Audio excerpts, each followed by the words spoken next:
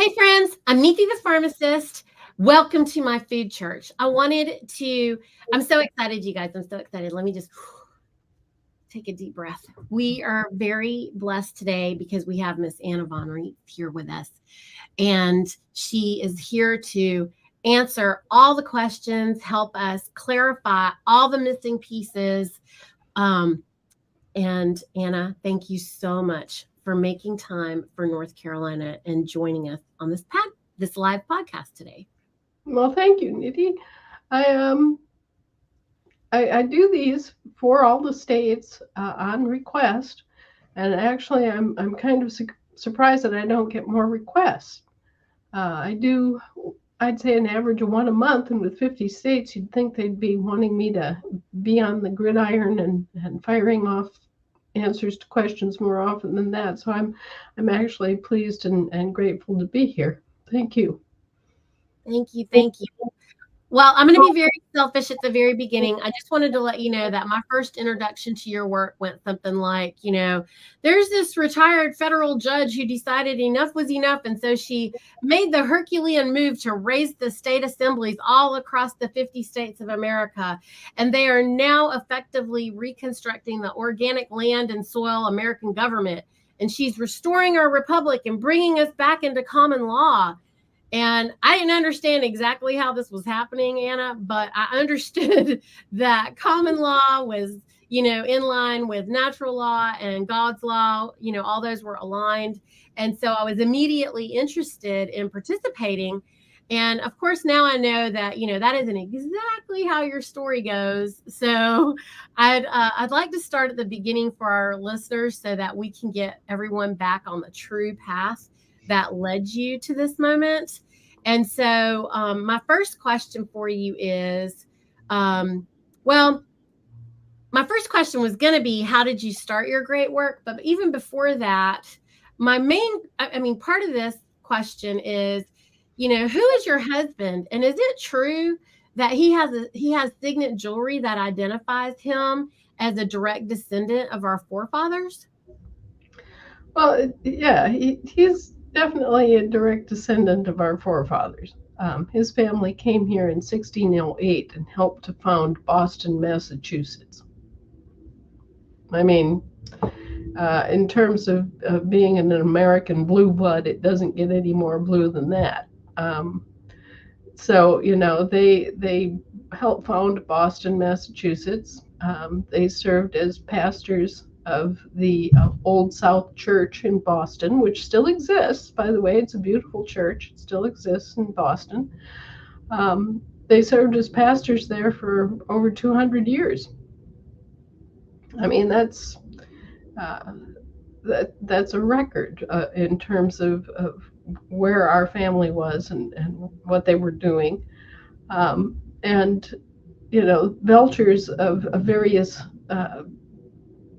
lines that came forth from all that did things like served as the royal governors of 2 states and founded Princeton University, and have had a real impact on the growth and development of this country. But I think the greatest thing that they ever contributed was that after the revolution, the fledgling United States was trying to make its debut in international commerce and trade. And in order to do that, they had to have a sovereign sponsor them. And of course, we were not about to have any sovereigns of any sort, period, at all. So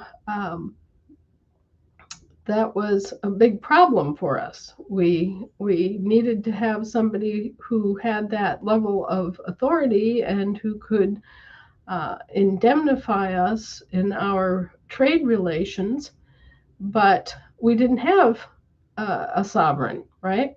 We had gotten rid of King George, and we weren't about to adopt Ferdinand of Spain or Philip of France, or we were we were definitely in a position that was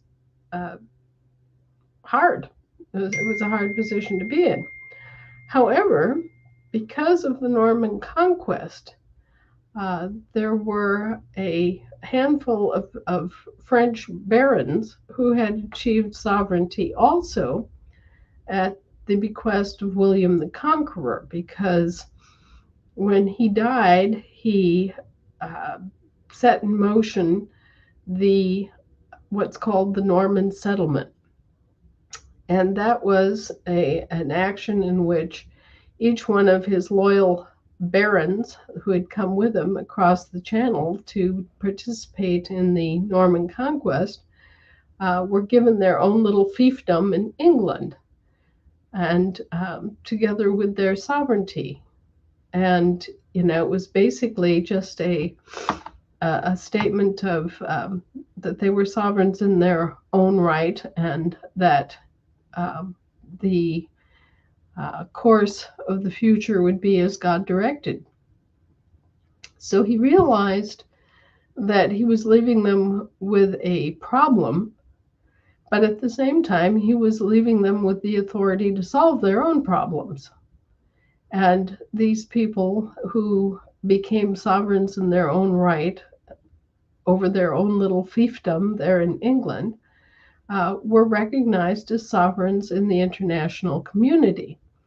So William Belcher, who was a colonel in the Continental Army and who knew George Washington and all the founding fathers, and it was in fact connected through the family to John Adams, uh, spoke up and said, well, uh, that status devolved upon me. So technically, internationally, I'm a sovereign, and I can do the same thing that my ancestor, William of Normandy, did. And I can convey that sovereignty on all the individual landowners and people who are born here. And that's what he did. He did the same thing as William the Conqueror, only, 700 years later, and basically declared that uh, anyone who, well, first of all of those who fought in the war and who were continental soldiers uh, became sovereigns in their own right, and that anyone who was born on the land and soil of this country forever afterward would be sovereigns in their own right. And that's where, even in their system, we became sovereign beings. You see, it's one thing for us to stand up and wave our flag and say that we're sovereigns, right? It's another thing to have that agreed upon internationally, that we are sovereign and that we have that right and that we accrued it honestly. And so that's what William Belcher did for all Americans forever afterward, that we have sovereignty in our own right, and it was established all the way back to William the Conqueror. And that really puts a hole in their shoe, because everybody knows how these barons became sovereigns in their own right, and that they have that right, and that William Belcher had that right, and he could bequeath it to whomever he so chose, and that's what he chose to do. He just basically took what William the Conqueror had done for him and his family and extended it to all Americans and their families. So this was in the 1600s, Anna? Pardon me? You're saying that happened in the 1600s? The Norman settlement, the settlement that resulted in this, was in 1087 AD. Right. So William the Conqueror and the entire family had been sovereigns in their own right in England for 700 years. And when they came to America in 1608, well, of course, they were still sovereigns in England, right? So they transferred over here, and Wow. they still retained that sovereignty. Okay, Anna, I'm sorry. Please forgive my ignorance, but like they were sovereigns, these are sovereigns, we are sovereign, the sovereigns. Right. When God has not given any man authority over another man, then what was this need to be recognized as a sovereign or to claim your sovereignty? You just mean that that person had the courage, because courage our is something that we want to all develop in ourselves. So is that what you're meaning? Is that these men had the courage? Sorry. Two different kinds of sovereignty. Yeah, please explain. I'm sorry. We can't find this information anywhere. Well, there's some fairly good references about sovereignty in this little book, but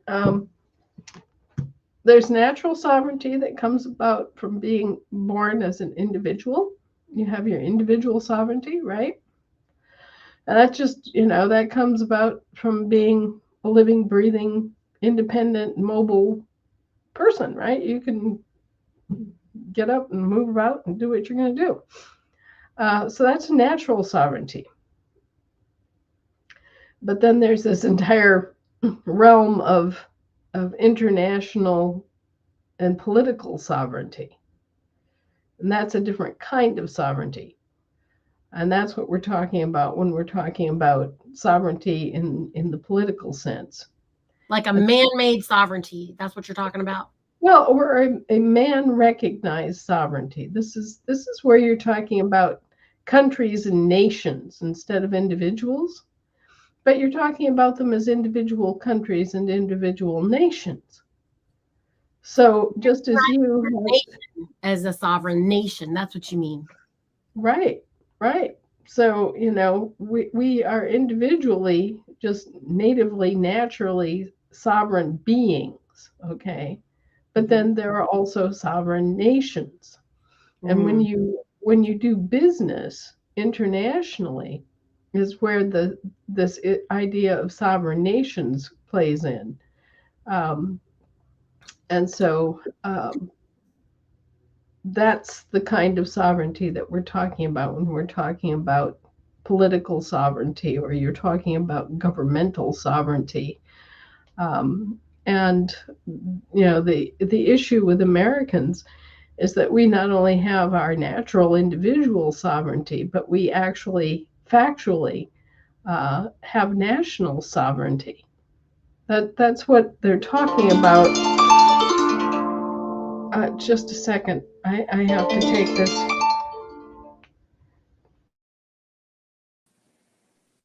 Well, this is a great thing. I hope all of you are getting something out of it. We're getting it. We're figuring it out. I, being in this 3-4 years, did not know there were two kinds of sovereignty.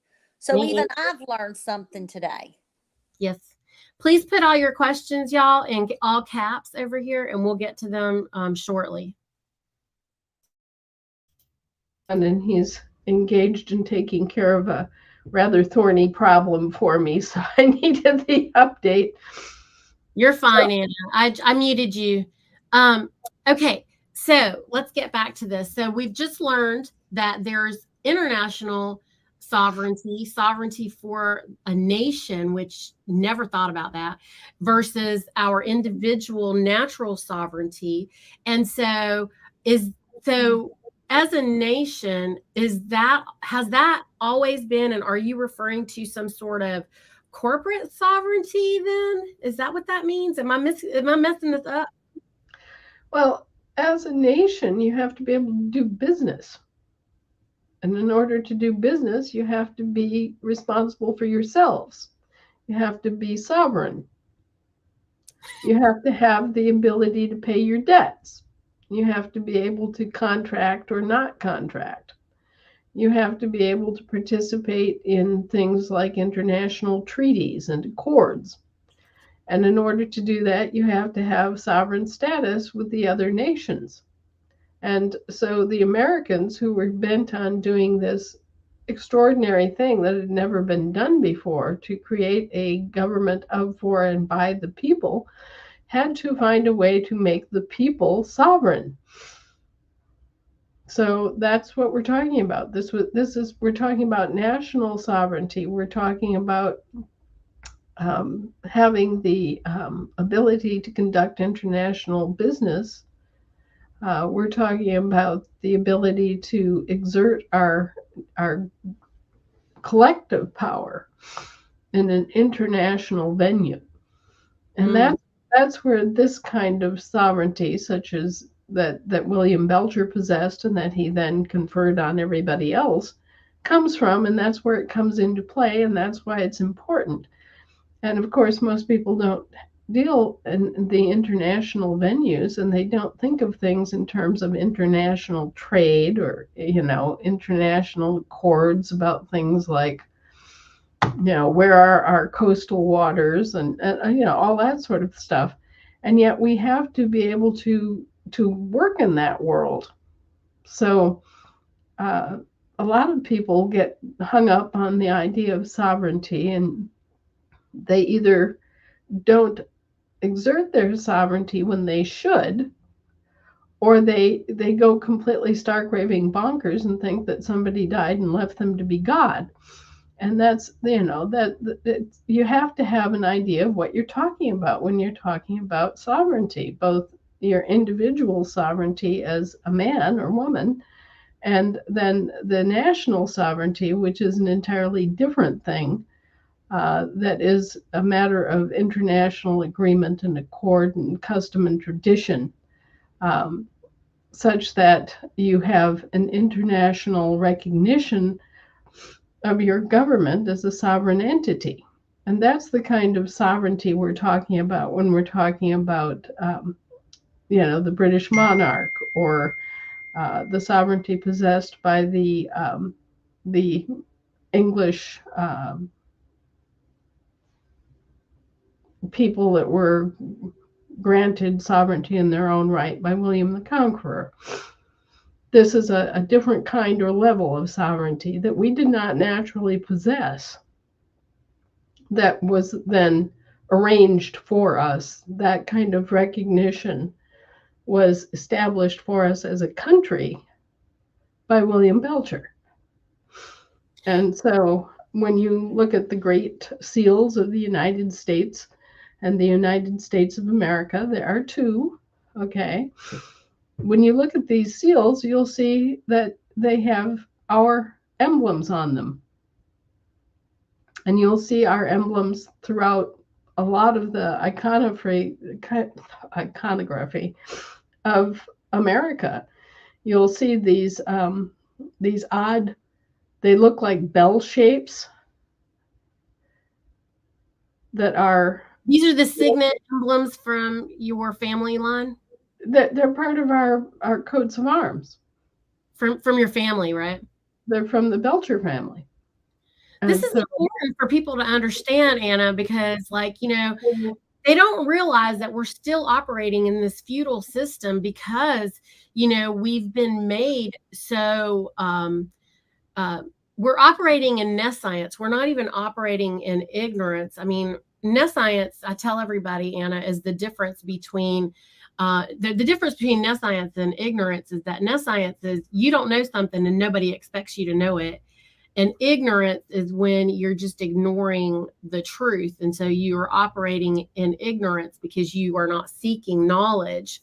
And, as much as I would like to be able to say, hey, we're all operating in ignorance, that we haven't sought out the history and understand how things operate, I couldn't have dreamt of knowing or even thinking or being inspired to seek information regarding some of the things that you talk about, because I would never have even thought for one moment that we're operating in this feudal system, because the shiny bright lights and the illusions and the what these devils have done with the imagery is they made us all believe that we're operating in some civilized way for 20th century or something, and that, we couldn't possibly, be operating in this sort of feudal system. And yet it is very feudal at the international and global levels. And it's just because people don't normally have to tread in those areas that they don't know this. But somebody has to do it. Right. Okay, let's continue. This story about your family is so important, and I'm presuming this is how you started your work, is because you had to somehow know these truths that none of us are privy to this information. Well, if you dig deep enough and in the right places, you'll find it. But, why would you have cause to do that? I mean, if you're not involved in international affairs, why would you even begin nudging around in those areas? You wouldn't. And so it was very much the same for me. I was not engaged in any international commerce. I was not engaged in international diplomacy. My life took me in completely different routes and ways. And so it was it was actually a it was a very strange experience, as you say, to discover that we were still living in a feudal system, and that feudalism had morphed into a form of corporate feudalism instead of the more familiar forms of serfdom that we are familiar with. But yes, corporate feudalism is alive and well, unfortunately, and it's a big problem for living people to deal with.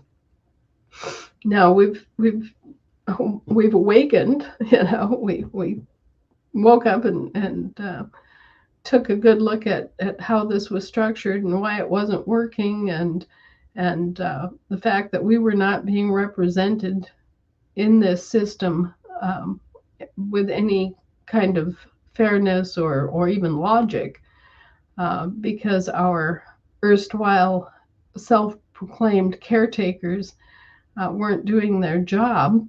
But we also found out that this was still very much an issue. And there's there are families throughout this country who know what I'm telling you is true. Now, There's other signet holders, Anna? Pardon me? Are there other signet holders? Not signet holders or seal holders or coats of arms. The coats of arms are what they are. I mean, anytime that you sail a ship, you're sailing under our auspices. Anytime that you are engaged in international diplomacy, you're using our seals. You're under our coats of arms array. So when you go to war, you're going to war under our emblems and banners, so that you are identified that way. But that's okay, because it's not the way this was done that all of the men who fought in the Continental Army became sovereigns in their own rights, and their families too then, right? So they became sovereigns equal to William Belcher. And then everybody that was born on the land and soil of this country ever afterward immediately inherited their sovereignty in their own right. So, it's not like someone else could come forward and say, okay, well, he inherited his sovereignty from William the Conqueror, and we inherited our sovereignty from him, and therefore, you can go blow smoke up your skirt all you like, because we're basically, we're indemnified. We're part of the in crowd here. We are not just individually and naturally sovereign, but we are officially sovereign. And so basically, you all became included as part of William Belcher's family under the coats of arms, and you all then inherited the seals. And the fact that his own blood and bone kin have asserted that in behalf of the country and nation shouldn't really surprise anybody, because we have the ultimate obvious and the actual right is obvious in our case, because we own it, because it's ours, because we can go back to 1087 and say, oh yes, well, there we are. Anna, wait.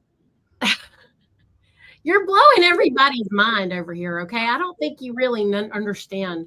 We can't possibly have, like, people say to me, we're not going to follow so-and-so. We're not going to follow blah-de-blah. When they come here and we talk about the American nationals, I say to them, Dominic can attest to this, I say to them, look, we're not looking for followers. We're looking for people who want to research and identify and align with the truth. I have a big old sign up here in the food church, and it says nothing but the truth. That's what it says on it. And we have the American State National Peace flag hanging up, and I teach everybody that this is the American peacetime flag, and you've only ever seen the wartime flag.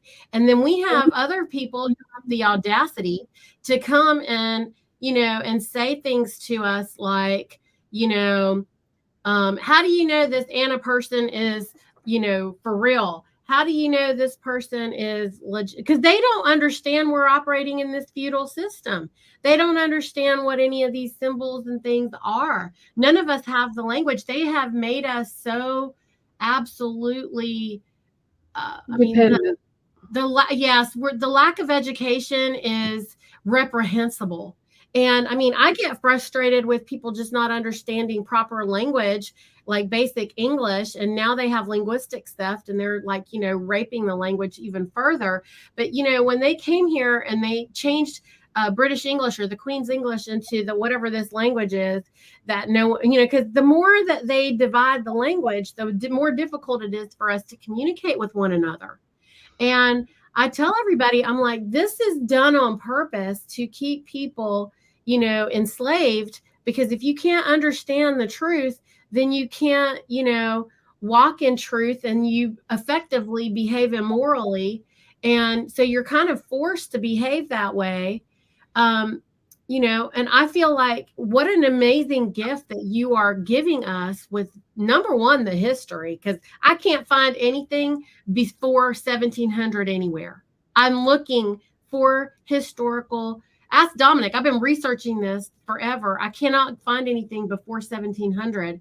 And, I'm getting kind of off track, so I want to get back to our questions the way we had them.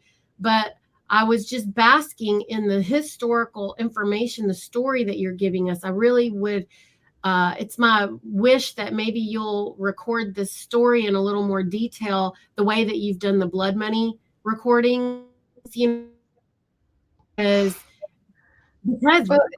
wow. It is interesting. And the genealogists and the others who keep these records, the heraldry experts and all of that, it's familiar to them. It's not familiar to us. And I guess the easiest way for people to think about this, the most familiar way to think about it, is as an inheritance. Think about it. How does Prince Charles become King of England? By birth, by inheritance, and it's the same way here. How do you become sovereigns in your own right in an international sense?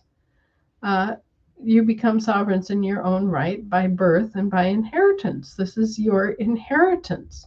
You were given a very precious and unusual gift by a man you've never even heard of.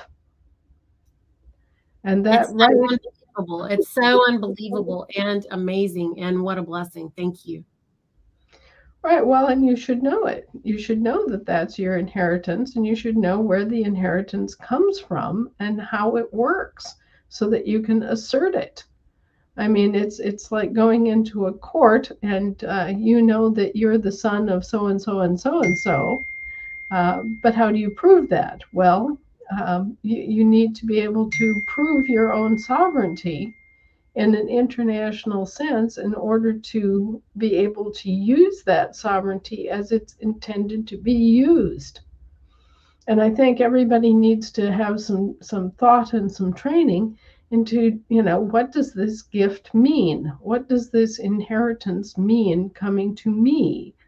How can I make use of that, and how am I responsible for it? Because every right also comes with responsibilities, and we're not being taught either one. We're not being taught the right, and we're not being taught the responsibility of how to exercise that right, or we're just not being taught anything about it, and that's very unfortunate.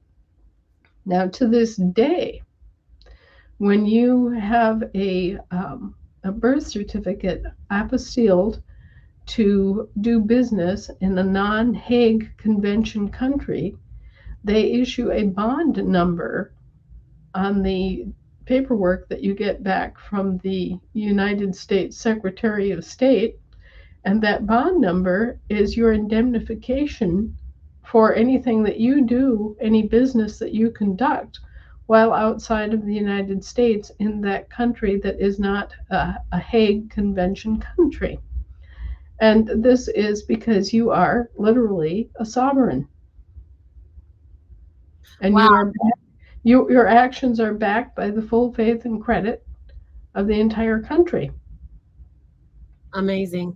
So, having this knowledge that you have, is that how you were able to identify that? I mean, like when you're teaching that there's land, air, and water. So there's the land, air, and water jurisdiction that rule this planet. You know, you just Okay. knew you just knew it. Well, no, I had to be taught that.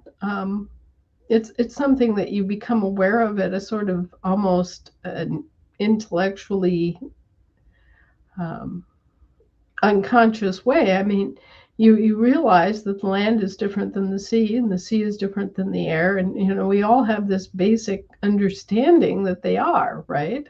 But we don't necessarily compartmentalize things and think of them in terms of law.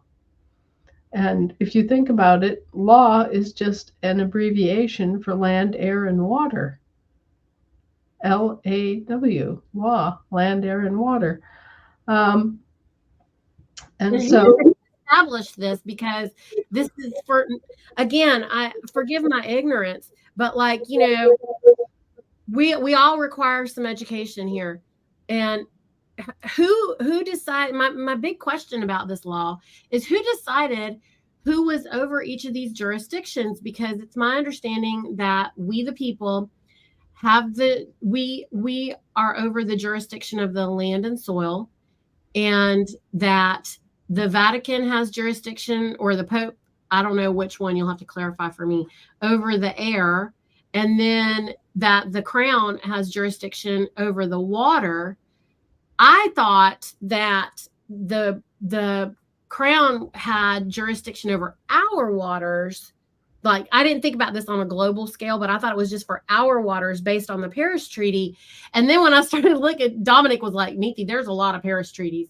And I said, what is up with the Paris? Then I started researching the Paris treaties, which I couldn't go back further than, I couldn't go back before 1600. And a lot of the Paris treaties were before the Revolutionary War Paris Treaty, and then after. And then, so what is the thing about Paris? What can you tell us? What is so special about Paris that every treaty is being signed in Paris? it's not. There are a series of treaties. They're actually called treaty series.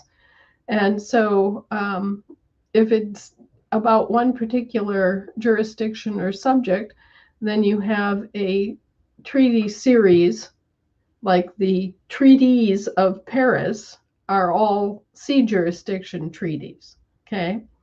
The treaties of Versailles are all land jurisdiction treaties. And so you have the treaties of Utrecht, and those are all about commerce. And all of these treaties are in sequence, and they're all about the same basic subject, but they're about different nations and different agreements that were made between these nations. And so there isn't just a Treaty of Paris. There are dozens of treaties of Paris, and they're all, they're all about the same basic things, and they're about sea jurisdiction treaties and issues. They're not about land jurisdiction treaties and issues. We tend to look at the Treaty of Paris of 1783 as if that were some unique and only Treaty of Paris, and that's ridiculous. There are treaties of Paris. The treaties that were signed after World War I are treaties of Paris. You see treaties of Paris added to it. And part of this is that for many years, French was the diplomatic language. So if you go back and you read the actual treaties that ended the War of Independence, there are English versions, yes, but those were made for members of Parliament and members of our government at that time. But the actual treaties are all in French, and at this point, archaic French, French from over 200 years ago. And so all these things that you see, the treaties of Versailles, the treaties of Paris, the treaties of Utrecht, the treaties of Westminster, the treaties of Ghent, all of these are treaty series, and we just happen to have treaties within that series that apply to us, that were treaties our government signed at one point or another. And, I think at one time, one very weary evening while I was in the Toad's Hole, which was my basement office in our old house, I had all of these documents stacked up around me. And my youngest son came down the stairs and said, "Mom, it's late. Time to go to bed." And I looked around and I counted 14 piles of treaty documents that had to do with solving the ending of the Revolutionary War. So, we think about the Treaty of Paris, and most of us only ever read the Treaty of Paris of 1783, but there were actually 14 different treaties and accords that went into resolving the War of Independence. And I have no reason to think that isn't pretty much typical anytime there is, a peace process. Wow. Thank you for explaining that for us. So how did you figure out the connection between the Pope and the corporatocracy, or was this something that you just always have known? Well, okay. Let's go back to the foundations here, because in 1302, Pope Boniface decided, I'm the trustee of the entire world. So he issued the Unum Sanctum Trust, that there's one holy property that all belongs to God, and he's the trustee of God, the steward of God, responsible for maintaining and keeping this gigantic creation, the property of God, which is all of creation, right? He's responsible for it, right? This is the essence of the Unum Sanctum Trust, that the Pope is responsible for that as caretaker or steward or trustee, whatever interpretation you want to give it. And so then it became a business of organizing it. And then I forget off the top of my head who the next pope was that took a stab at it. But in the second trust, the Eterne trust, you start getting the structure of this unum sanctum trust, and that is that the Spanish king was given the responsibility of divvying up the land, and the British king was given control of the sea, while the Pope retained the jurisdiction of the air. And as basically as creatures that come from the land, we are born dust unto dust, right?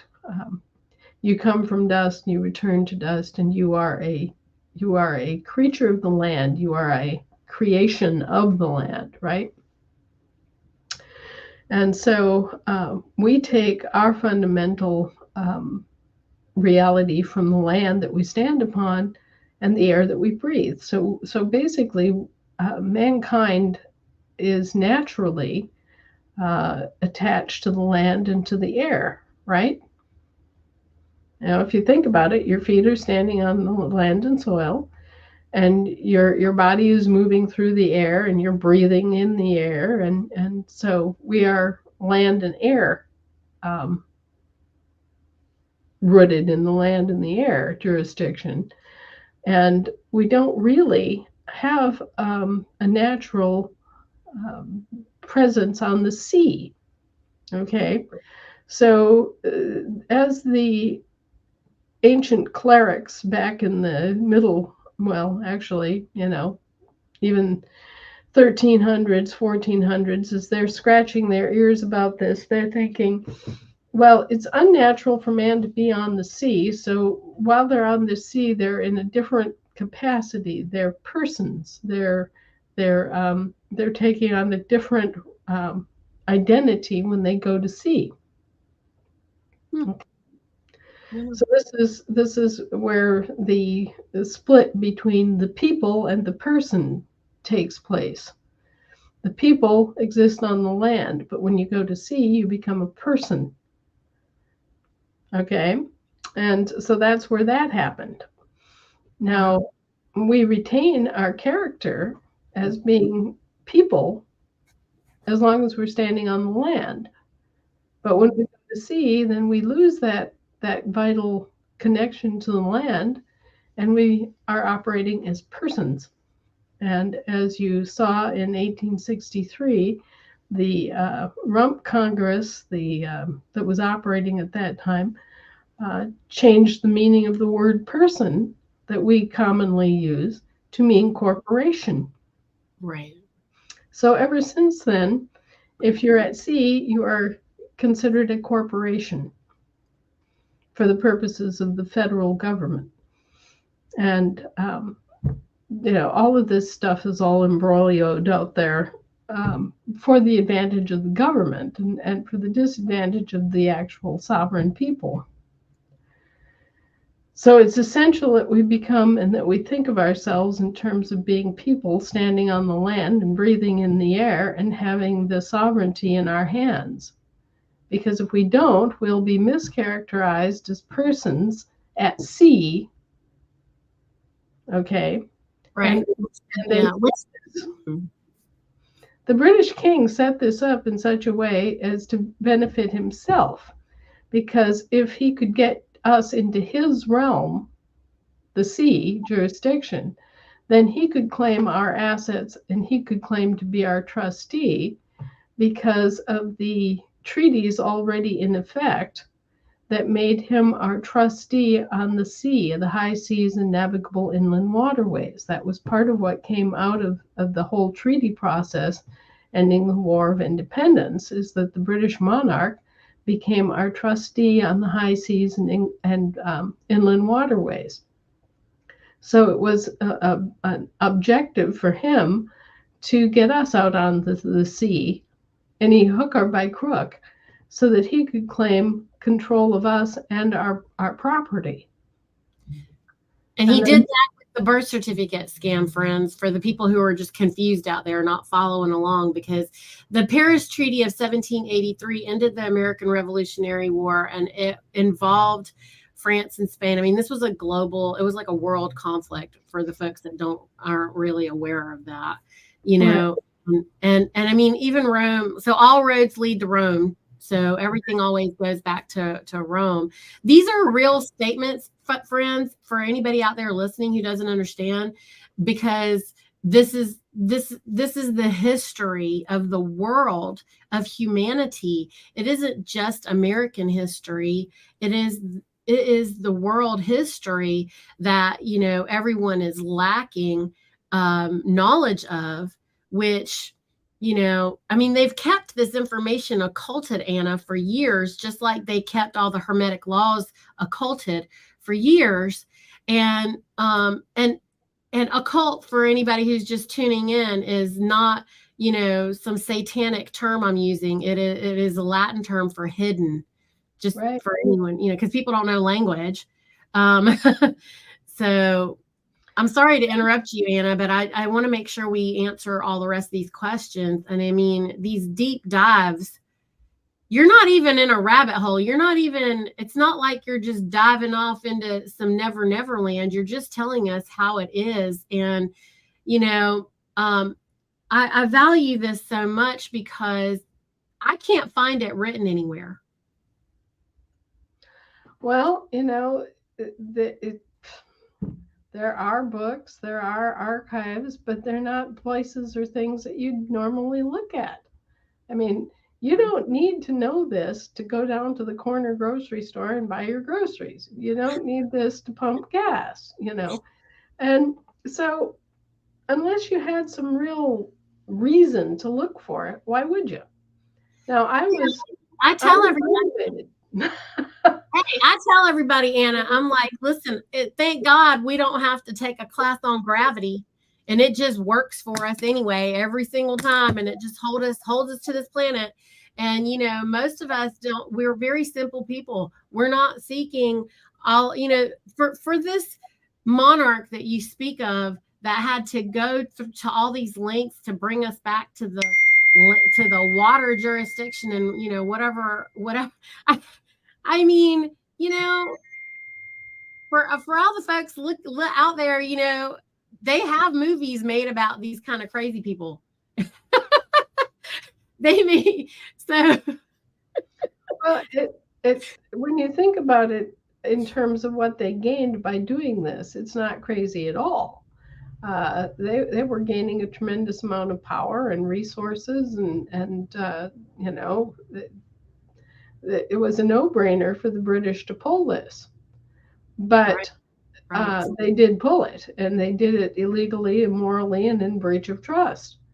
And, you know, now that they've been caught out, it's not good for them. They owe us a tremendous amount of money. They owe us a tremendous amount of apology, and they owe us a tremendous amount of restitution in other ways, because, you know, they broke virtually every rule there is in order to enrich themselves unjustly and to gain political power unjustly. And isn't this what people in the feudal system always did? There was always somebody pillaging your village, and this is no different. Right. Always somebody pillaging the village. Yep. Well, they did it to us, but they are now skewered because of it, because they had no right to do it. They had no claim upon us. They had no authority to do it, and in fact had the opposite obligation to obey us, because that's, you know, that's what the constitutional agreements are, that you know, getting back to law, land, air, and water being the jurisdictions, the international and global jurisdictions that we deal with every day of our lives, whether we know it or not. Well, we, as an inheritance, okay, again, getting back to the inheritance, what did you inherit as an American? You inherited what's known as general jurisdiction. You have jurisdiction over your soil as a nation. You also have jurisdiction over your land, your air, and your water. We, as inheritors, as Americans, as members of our state of the Union, we have general jurisdiction. And this is very important because we have total jurisdiction. We have the control of our land, air, and water, and our soil, which is, part of the land. And nobody else does. The system of law that we're familiar with is the maritime and admiralty law, which the British King exercises control of under the provisions of the original Eterne Trust, which is the second trust making up the global trust structure. But anyway, that's why we are familiar with maritime, which is commerce from the sea. Okay. If you study law, you find out very quickly that maritime is another name for commerce. But you may not think of it in the proper context. I want you to think now of land on one side and water on the other, as if you were standing on the beach, right? You got the land to one side, you got the water stretching out to the horizon on the other side, land and sea. And what is over all of this is air. Because if you look out to sea, well, there's the air standing above the sea. And if you look out to the land, well, there's the air, the sky standing above the land, right? So air surmounts and surrounds all of the rest. So why do you have the two words commerce and maritime standing for the same thing, right? Well, it's because you can have commerce, which is land to air, and you can also have maritime, which is sea to air. Okay? So they're both commerce, but one is commerce conducted direct from the land to the air, and the maritime distinction is the same thing, the same commercial processes from the sea to the air. Okay, so when we're talking about commerce in this country, it's been almost exclusively sea to air. Why? Because we've all been registered without our knowledge or consent and dragged out to sea when we were babies. So anything that we are doing in commerce is interpreted as being as a British subject conducting business at sea, and it's commercial business at sea, therefore it's maritime, and it's under the maritime law. Does that make sense to everybody? It 100% does. So, okay, so can you run the, like break down how that is interpreted into the de facto and de jure? Because that gets confusing then for people. Well, okay. If you go land to air, you have total control of it. You're operating in your proper person, your lawful person. Okay, so then you can go land to air, and you bypass all of that rigmarole at sea. You bypass all those tariffs. You bypass their courts. You're no longer under their subjugation because you're back where? On land, where you have general jurisdiction. Okay, so you want to conduct business on the land, right, so that you control your own business, and so that you have your own rights, and you are able to control your life and your property. They want you out at sea where they have control of you and your rights and your property. And they want you to be subject to their 80 million, by the way, 80 million codes, yes, statutes, and rigmarole. We can't even know all of those. But wait a second. So just back up. We have general jurisdiction, you just said a minute ago, over everything. Mm-hmm. But but there's this, so this is what I'm confused about, not just me, but I think everybody is, okay, how do we have general jurisdiction and also we're worried about that? We're Because just talking about one part of general jurisdiction right now. We're talking about commerce. And commerce is business, it's global business in the air jurisdiction. So what does the air jurisdiction control? Well, air jurisdiction controls most of what you think about. Air jurisdiction controls thought, energy, labor, performance contracts like labor contracts. It controls trademarks, copyrights, patents, weights and measures. All these things that we take for granted are actually air jurisdiction because they're dealing with what? Energy? creation. And thought. Yeah, all our creation. Our intellectual property assets all exist in the air jurisdiction, right? Yeah. Sea jurisdiction covers everything on the sea, everything that has to do with the sea, and everything that has to do with international trade. Now, if you think about it, you think about the land, air, and water separation, you realize that the air completely blankets the entire globe, right? And you have agreements and you have business taking place in the air jurisdiction all the time. But you also have things that, if you think about the sea, I'm just going to turn this off. This is just getting to be too intrusive.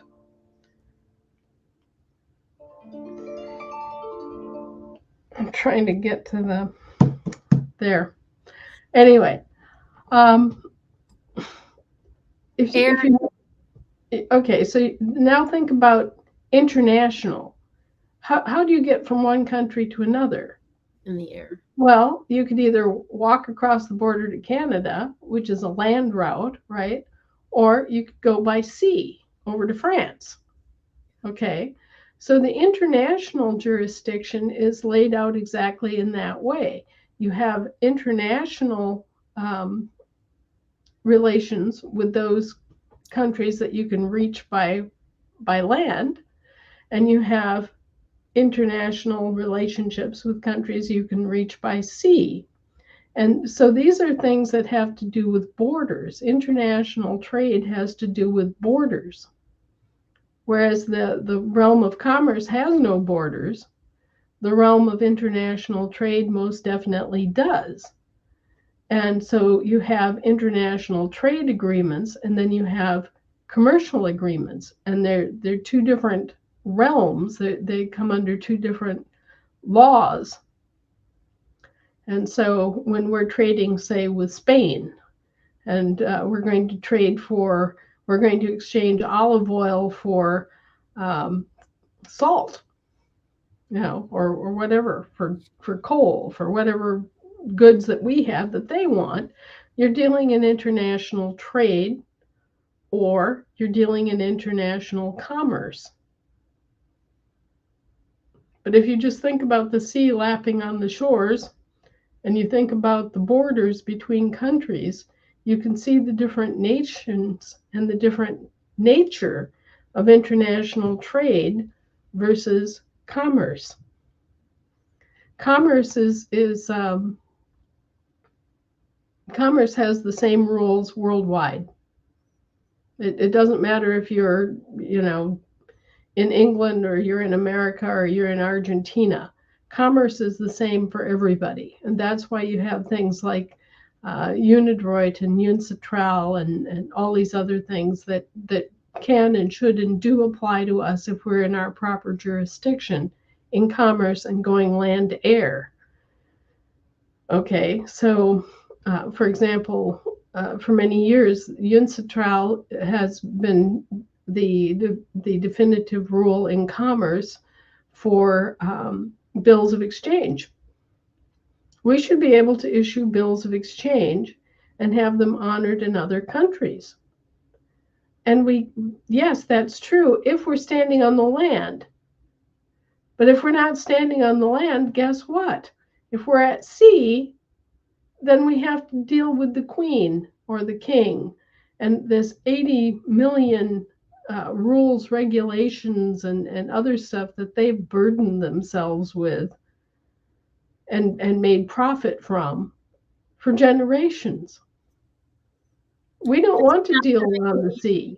So they create chaos and confusion, and we operate in clarity.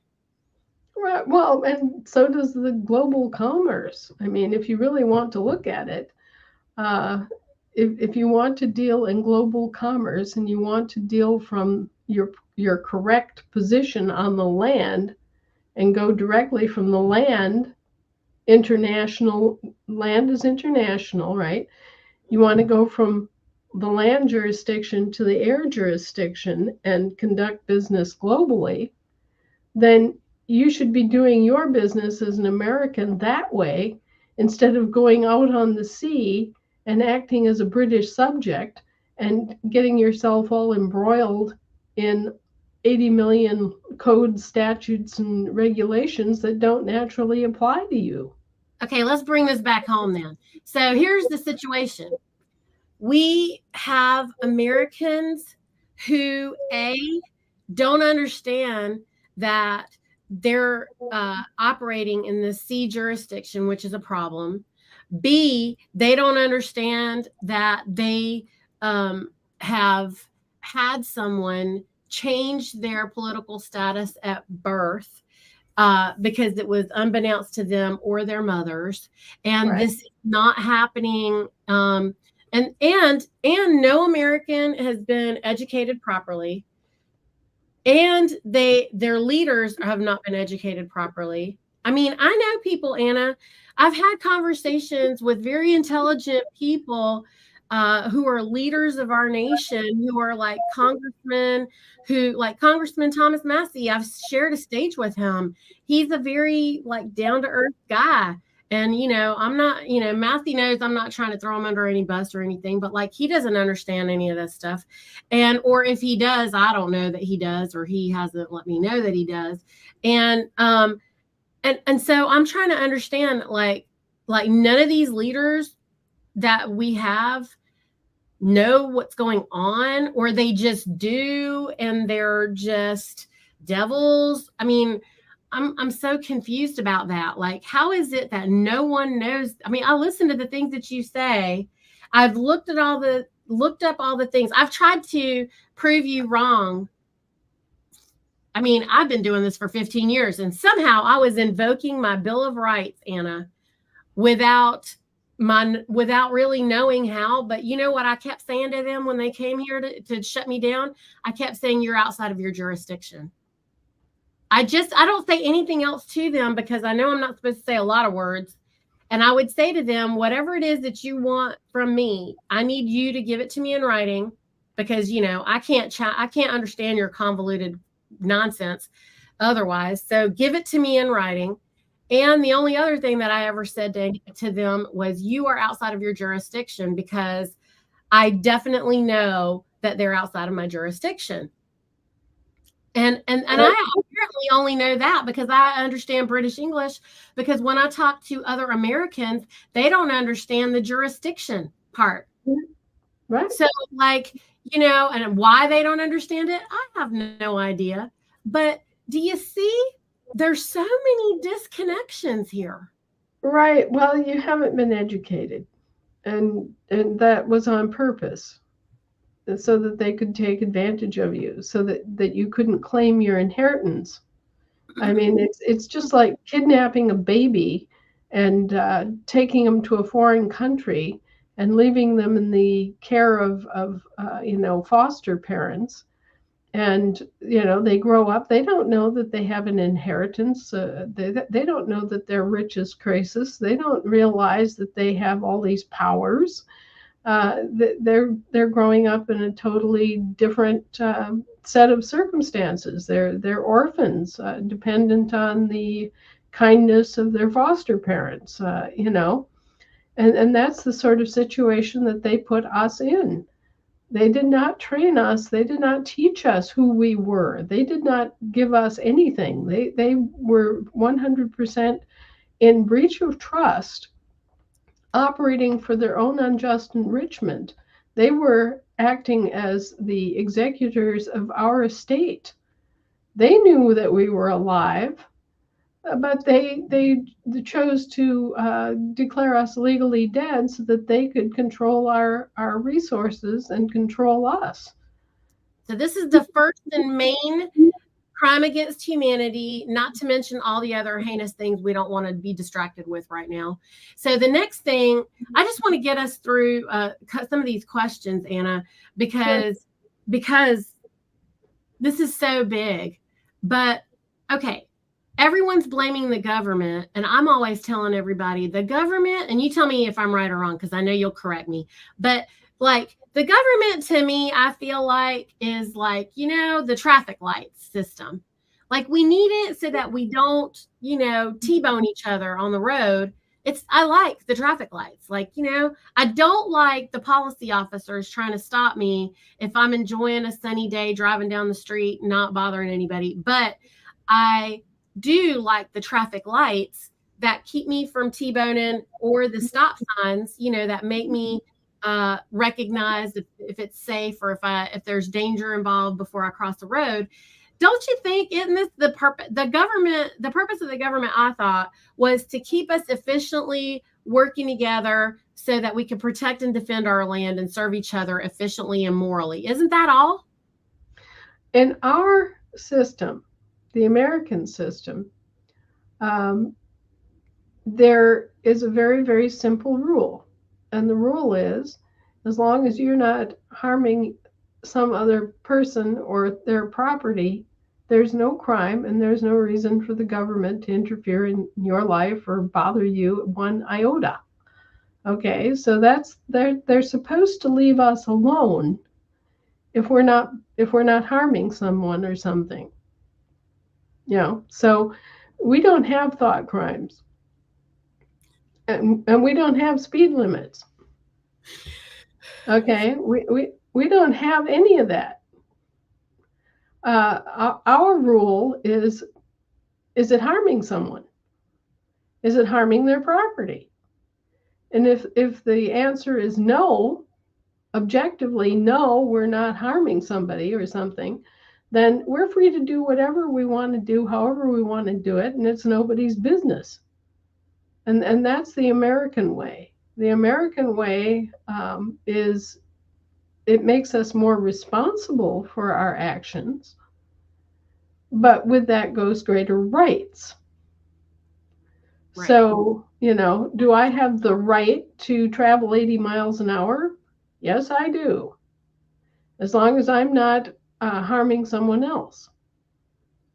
As long as I'm not destroying their property. Yeah. As long as I'm not presenting a clear and present danger to, life or property, then yeah, can I go out on this deserted country road that has a straight shot to the horizon and just go, whoosh? Yes, I can. And there's nothing to stop me and no reason to interfere with me. And that's the American way.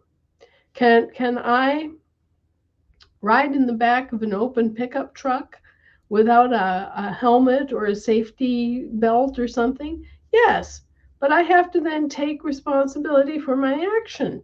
If I get thrown from the back of that pickup truck and suffer brain damage because I wasn't wearing a helmet, I have to take responsibility for that under the American system. I don't get to go back and sue the car manufacturer that made the pickup truck. Okay? In the American system, you are responsible for yourself and your actions because why? Because you're the sovereign. I mean, you don't get to pass the buck and blame everybody else and claim entitlements because you have none. You are the source of entitlement.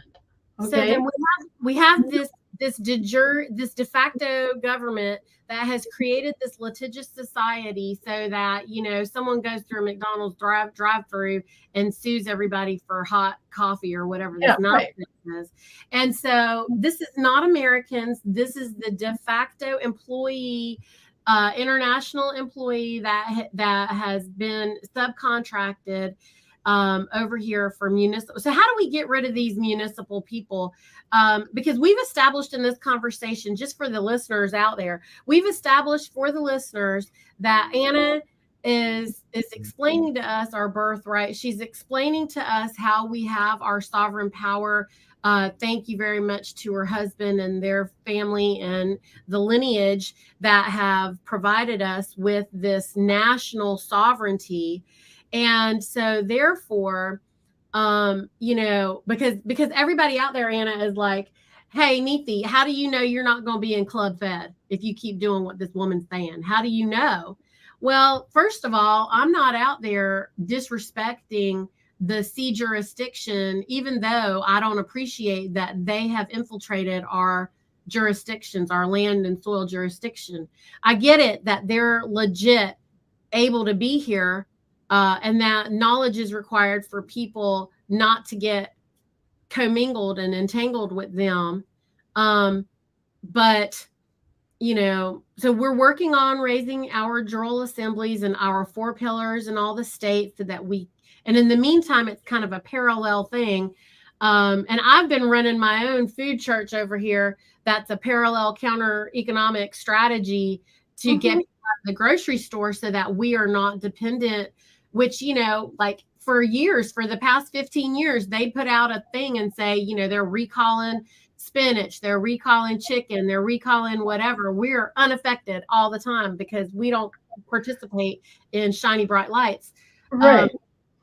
So the long and the short of it now is that I think a lot of people don't believe, because we have this nanny state and we've got the people that are uneducated, unknowledgeable, and they just can't. It's almost too good to be true. Almost too good to be true. Well, remember what I said about having general jurisdiction. When you're standing in your proper self, when you're standing there as a living American and operating your lawful person, then you have general jurisdiction and they don't. All they have is what was delegated to them.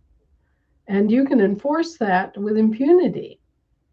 Okay, so you just have to take yourself in hand, take responsibility for your own life, and claim your inheritance, and stand in your proper jurisdiction, and you control it all. Okay, wait. I'm going to stop you right there, Anna. I'm stopping you right there. So we have to take our own power, right? So you're saying they unlawfully stole our political status, and we are the only ones who can come back and say, hi, I'm alive. I'm right here. And okay, here's my wet signature. Here's my thumbprint. What do you need? Like, I'm right here. And the minute we do that, then we start pulling ourselves away. We start taking away the power that they've stolen from us because they are a corporate fiction, friends.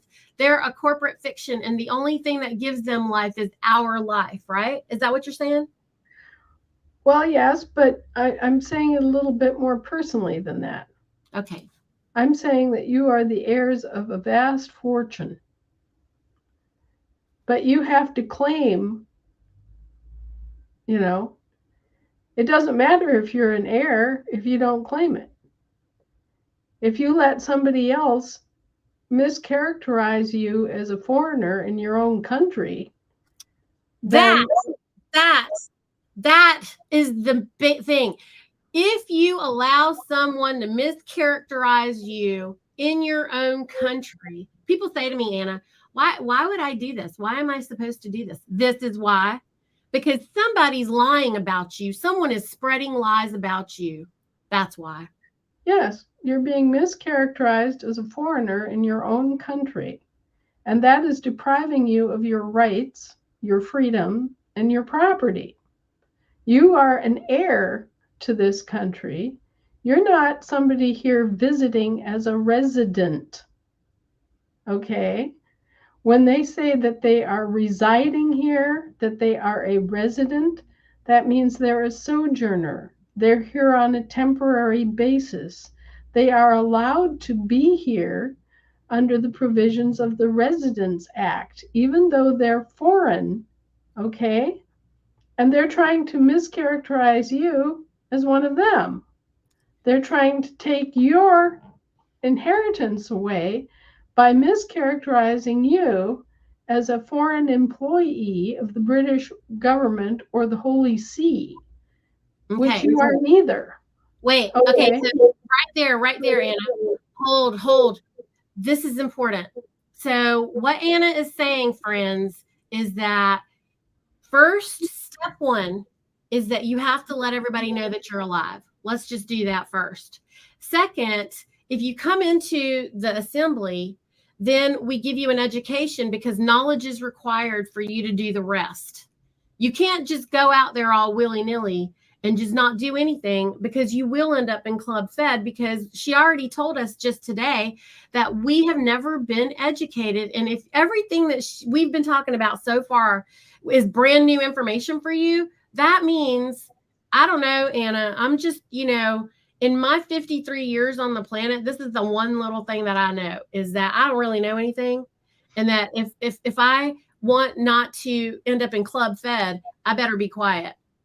And so I probably need to go and do a little more studying. The other thing I've experienced in those years, and which is why I wrote my book, is because when I operate in my knowing, when I operate in my knowledge, the information you've taught me in this short amount of time, when I actually walk on that and practice it, I am never scared.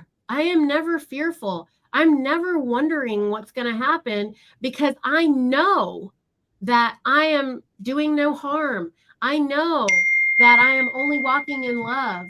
I know that I'm only doing the good thing for everybody else. And so, it is my encouragement. And I'm asking you, have I misrepresented anything so far that you've said?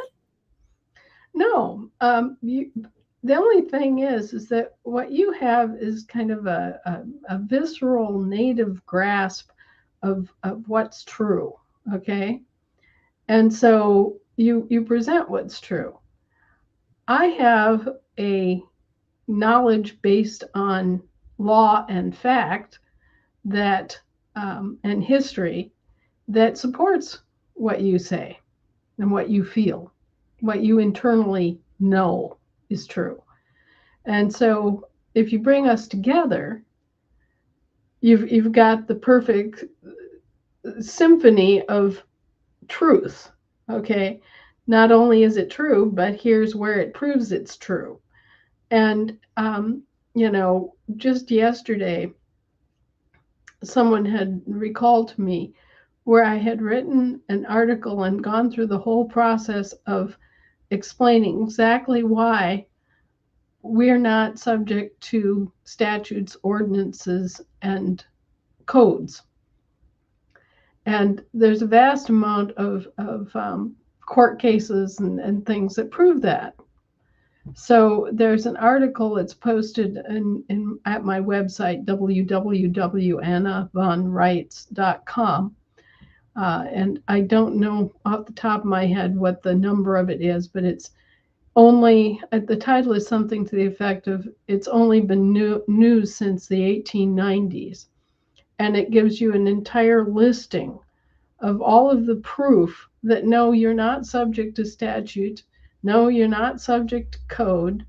No, you're not in these limited jurisdictions. You have general jurisdiction, and you're an American in your own country.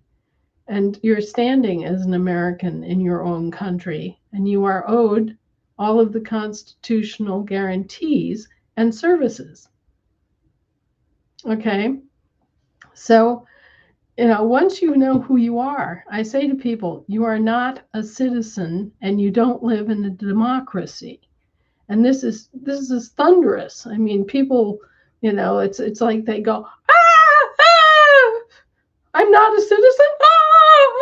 Of course I'm a citizen. I'm going to cling to being a citizen. That's my identity. I think of myself as a citizen. And here's this crazy woman telling me for the first time in my life that I'm not a citizen.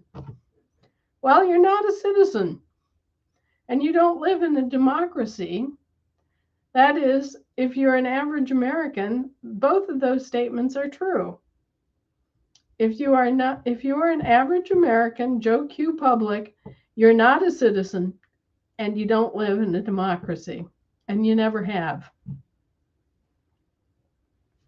If you are a very special person who works for the government, well, then you're a citizen. If you are a person that has a paycheck from a government entity, well, you're a citizen. If you are a public official of some kind, you're a citizen. But if you're Joe Q public, you're not a citizen and never were. Okay, so you're not a citizen.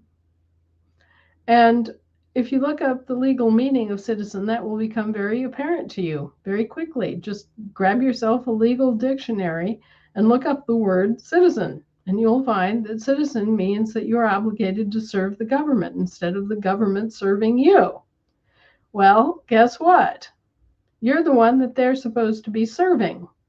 You're the employer. And instead, you're being mischaracterized as one of them, as an employee.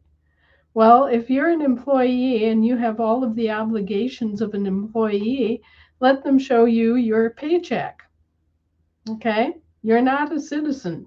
Get this out of your head. I know that it has been drummed into you since day one, and that you have heard yourself described as a citizen since you were a tiny child, but you are not a citizen. They are citizens. You're the employer. They're the employee. They're the citizens, and you are the what? Well, you are a Virginian. You are a North Carolinian. You are a New Yorker. Okay? And you don't live in a democracy either. That's another one of their, brainwashing things that, all our lives we've heard, preserve our democracy, and a danger to our democracy with spreading democracy, blah, blah, blah, blah, blah. Well, America was never a democracy. Our forefathers. I'm ready for a question. Get ready, Anna. We love your Monday nights. I mean, she gives you Monday night for a couple hours, and you might as well just forget sleeping. It ain't going to happen. You got to think all night. 2 questions I have, just quick ones because time's getting away from us. In light of the trustee notices and all of the victories, do we still do the trustee notices? Secondary, do we still work on land patents and land grants in light of the victories that are coming down the pike? I yield. Well, certainly the land patents are important, and I would not hesitate one iota to go claim mine if I were you, because having that knowledge and having a clear chain of title establishes you absolutely under law, both national and international law, as the owner of that property. So what we're hoping to do is set up an international land recording system that is not about people, but is about property. And to have clerks, land patent clerks, trained to go in and dig out these records for people and establish that, yeah, this is their land. You see, the strange thing about land is once it's granted, it can't be ungranted. It's permanent. And so one of the things they've tried to take from us is our land grants and our land patents that are established on the land grants. So we want to train up an entire cadre of people in each one of the states who will be there to help establish the patents and the grants for everybody. So yeah, well, that's very much part of the agenda. But in the meantime, of course, we've gone after the more systemic solution, which is to just claim all land and soil resources of this country for this country. And we can do that because guess what? We're the Federation of States. And there are our states in all the 50 state assemblies. So, guess what? We have the right and the power to claim back all of the land and all of the soil and all of the water and all of the air. We have general jurisdiction. Does that So, mean we can kick China out of eastern North Carolina? yes. Praise the Yes. Lord. That's what we Yes. We have general jurisdiction and they don't. And, uh, things like you'll notice that uranium 1 didn't actually go through. You'll notice that the Queen's gold is still in the ground. You'll notice a lot of things have changed because of us. I want everybody to understand this is happening because of us. It's because we woke up and we said, "Hey, I'm an heir." Mm-hmm. What about Gates? What about Bill Gates and all his land patents that he's buying up, Anna? Well, he can buy them, but he can't own them. Now them trustees, get that one. Do we still need to do them trustee notices? Absolutely, we need to let them know that they are not our trustees and we do not accept their decisions about our land or our soil or anything else. We are our own people, and guess what, boys? We have every bit the right to determine our fortunes that any sovereign has on earth. So, these people like Bill Gates, they have used money as a means to make all sorts of claims that don't hold water. You know, who died and made Bill Gates God? Bill Gates is just a criminal. And when are they going to take a gun and arrest him? Well, it's more like, when are we going to take a gun and arrest him? That's part of being a government. That's part of being responsible. That's part of having general jurisdiction. Or pulling Biden out, or pulling this de facto people out, Anna? What is the solution for that? A lot of people are asking us that. We're pulling them out? I mean, I think that they are people. The general population is expecting that we, meaning the American nationals, would pull them out. And if you could maybe speak towards how's America run? That's what I think they need to understand maybe a little bit better. Is that the better way, Dominic? Well, we hold all the powers. We hold general jurisdiction. We gave them certain enumerated powers to act in our behalf, and that's all they have. If it doesn't appear in the constitutions among the 18 enumerated powers, they don't have it. We do. And it's up to us to exercise it and to put ourselves in position to do so. So, for example, when you're setting up your little court in North Carolina and you think, well, this is just me and my pals setting up a court, and who are we and what authority do we have? Well, you have general jurisdiction. Your court is more powerful than their court could ever be, because you're not a court of limited jurisdiction, and you're not at all hindered in what you investigate or what you apply. This is your country. This is your stuff. They don't get to say anything about it unless you abdicate the responsibility to them. Dominic, take it away. Yeah, Anna, thanks again for spending your time here with us in North Carolina. You brought up the 8 powers that were delegated. As I've done a little bit of study with the Constitution, I go back and read the Federalist, Anti-Federalist papers, and I come across James Madison in Federalist Paper 45, where he talks about the powers delegated to the federal government. And he goes on to explain that there's 4, where he talks about, fighting wars, negotiating peace, negotiations, foreign commerce. Well, you mentioned the 18. Where do we find the other 14? I'm failing to be able to find them. Can you help me? Yeah, you just read the constitutions and you keep your little ticker tape and you go, and you'll see that there are things mentioned throughout the Constitution, such as a common defense, but you'll also see a common currency. Okay, so there's another one. They get to establish the common currency for all 50 states.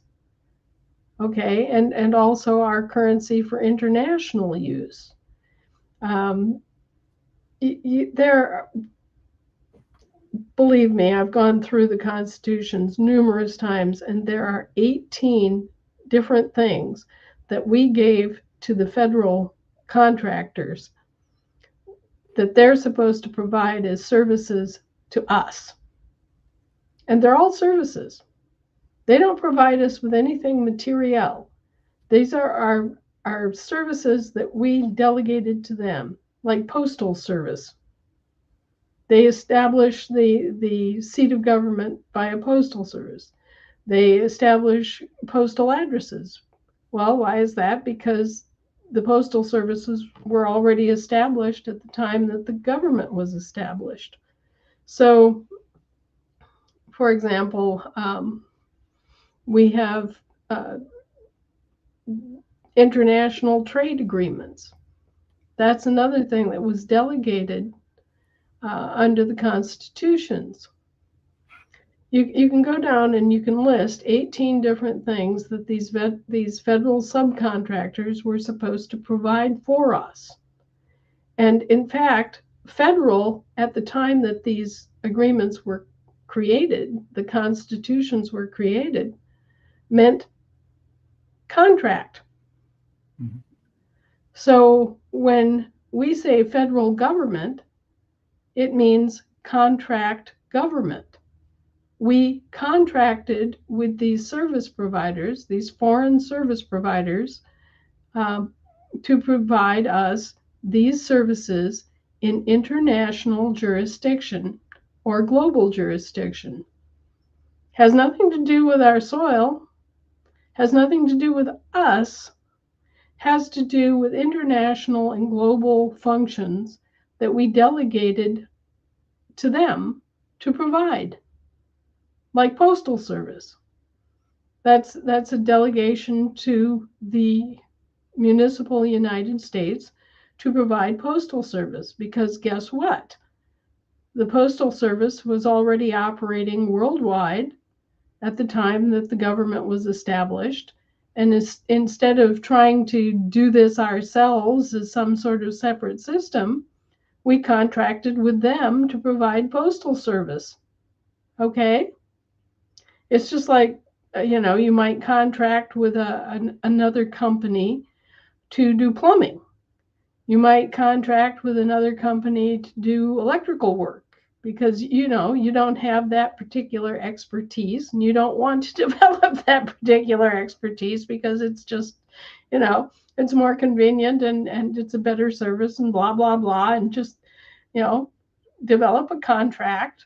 Give them the power to exercise that contract and to provide that service. And that's what the constitutions are really all about. It's about contract for services. And we're taught to, revere the constitutions as if these were, Almighty God put his thumbprint on them. That's not it. Our employees revere the constitutions because without the constitutions, they don't have jobs. They don't have powers. They have nothing.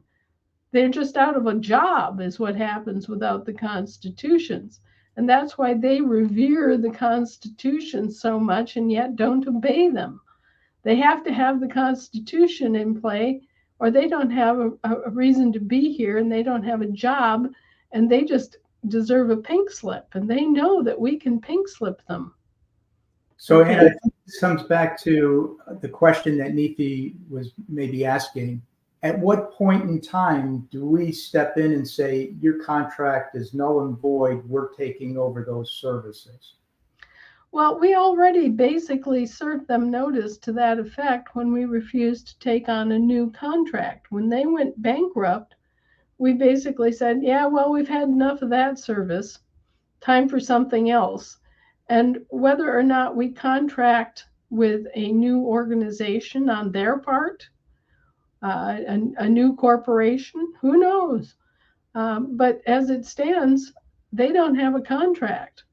And they are just assuming a contract based on successorship that does not exist. They literally don't have a contract because this government said, well, you haven't provided the service you provided was lousy, you've overstepped your boundaries by about 100,000 miles, you've caused us trouble, you've operated in a criminal fashion here on this soil, and you've operated as criminals in other countries in our name, so why do we want any more service from this corporation? Answer is we don't. And you can offer the services through another corporation, but you're still not going to have a contract until we all get together and decide whether we want you or not. From now on, we're doing our own thing and we're doing it ourselves. And you are, basically operating at your own risk. If you're going to do something, then you're operating as Americans, not as Europeans, not under the Queen or anything of that sort. And you're doing this out of the goodness of your hearts, and you're not doing it for pay, because this is going to be a situation in which the expenditures have to be approved by us, and we're not going to approve anything unless it's in line with the constitutional limitations and the agreements that we actually have with these foreign principles. So, Anna, can we unplug their media? What about their media? Can we unplug it? I do on a regular basis. I just reach over and go. Well, yeah, no, I mean, honestly, the reason that there is so much division and chaos and confusion is because of their media platform. And everyone in this country thinks that is some official platform, which they're not speaking for me. Oh, the media they're just private instigators. They're nothing but private corporations. That are under a gag order from the USA Inc. And they do whatever they're told by the military. So can the Pope not dissolve their corporations? Absolutely, and we have them on a list. These corporations need to go. CNN, NBC, ABC, they're totally useless. They're worthless. They're worse than worthless. They don't get you. They don't give you news. They don't educate you. All they do is they ramp up your fear factor and, get your adrenaline pumping so that you eat more and have more sex and have more, nightmares at night over things that you can't do anything about. I mean, it's a PBS. System. What about PBS, the violation of our children? What about Disney? And so all of these should be just unplugged. Well, I leave it to each and every one of the people that I talk to make a decision about what they're going to ingest and what their family is going to ingest if it's underage kids. We all have a responsibility, and I keep coming back to this. Our responsibility to ourselves and to our country and to our families, we've abdicated, and we've let all these yahoos come in here and just run rampant and do all these things. And the worst of it is they've done it in our name. Oftentimes when I'm out beating the streets and talking to people on an international basis, I meet people who say, I hate Americans. I'm sitting here going, and yeah, there's no reason for them to misrepresent us in the way that they have. And so another very important question. So I know that you're aware of David Strait and the shenanigans, but he's not the only one. There's many people out there who are misrepresenting the truth. And as a side effect of that, there are thousands of people who have discovered the straw man, the birth certificate scam. They've taken action to bring themselves back to the land and soil. They innocently or not so innocently followed maybe the wrong people. And so what is the harm? Does that leave these people just uncivilized like the lions and the tigers because they're not really tied to the assembly? Are they stateless? Does this matter? Does this matter? I think it matters, right? Well, see, there are people like David Straight who are legitimately government employees. Wow. Wow. They were born as Americans. They were born on our soil, right? But they're now working for the feds or for the state of state or, so they're working for the government. And their problem is, how do I maintain my constitutional guarantees as an individual while I'm working for these yahoos and have to obey all of their statutes and rules and whatnot as a result of being an employee? So what David Straight is doing is for those people who are in that predicament. He is, setting up so that they can maintain their rights and guarantees as an individual living being, an American under the constitutions, right? At the same time that they're working for the federal government and are under all of these, codes and rules and statutes and regulations. Think about our people in the military. Okay, if they just sit there and they do nothing and they make no declaration and they make no adjustment to anything, guess how they are mischaracterized? They are mischaracterized as dual citizens of both the USA Inc. and the US Inc. So they are automatically obligated and saddled down with knowing and obeying all of the rules, the codes, the regulations, and the statutes that those corporations impose on their citizenry. All right?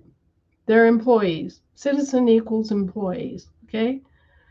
So here's our military, and if they haven't done anything about it, they don't have any constitutional rights. They don't have any constitutional guarantees. They are just run roughshod over by these corporations because there's nothing else standing there on the record saying otherwise.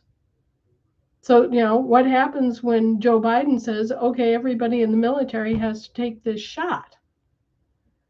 Well, if they have their American status in play, they can say, go screw yourself, Joe.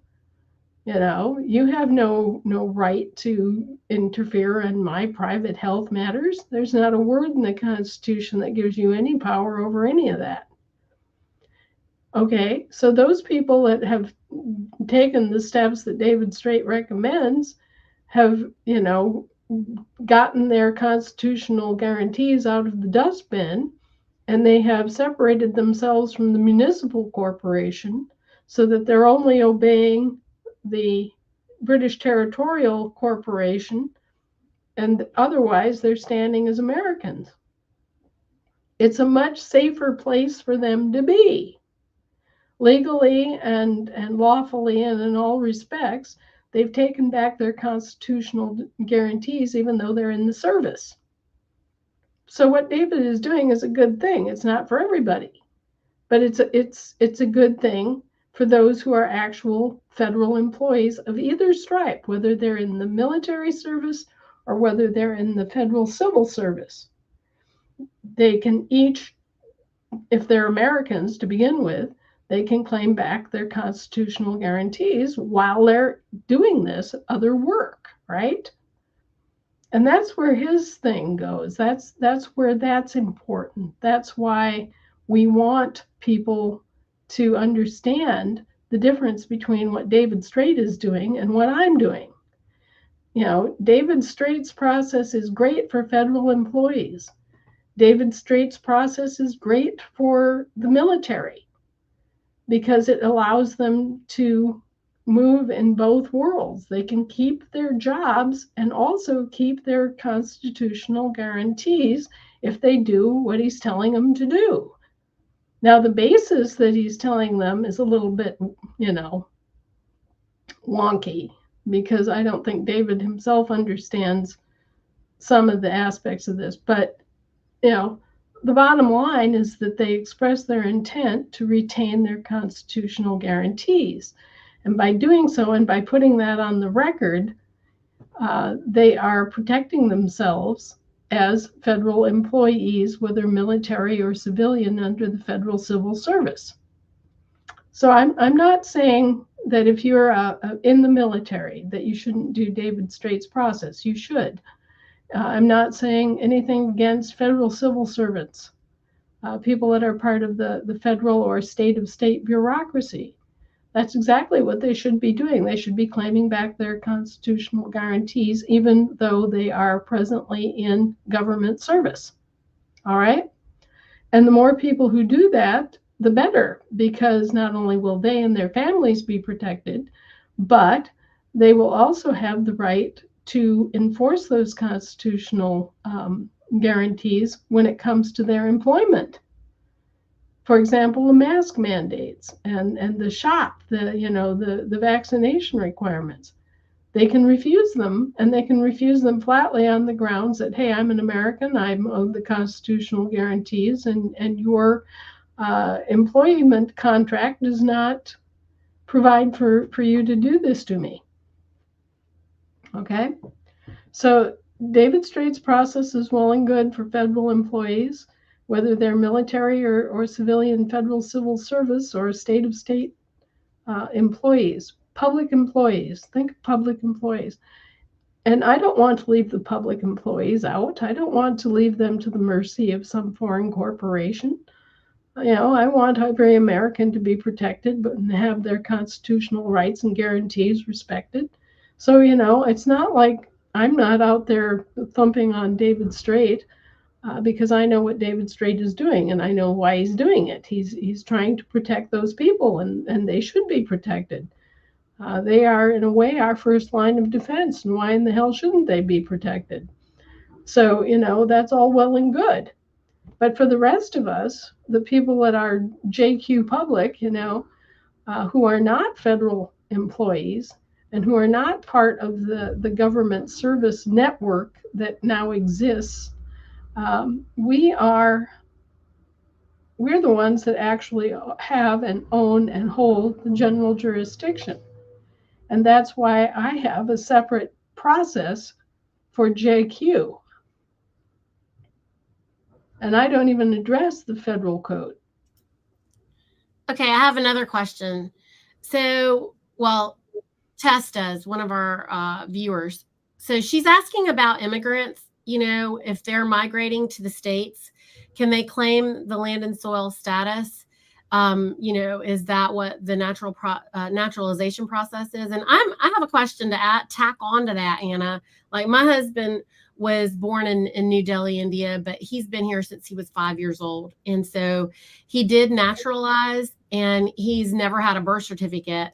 And so they say that when you naturalize, or supposedly his naturalization papers are his birth certificate, which we can't even get a copy of.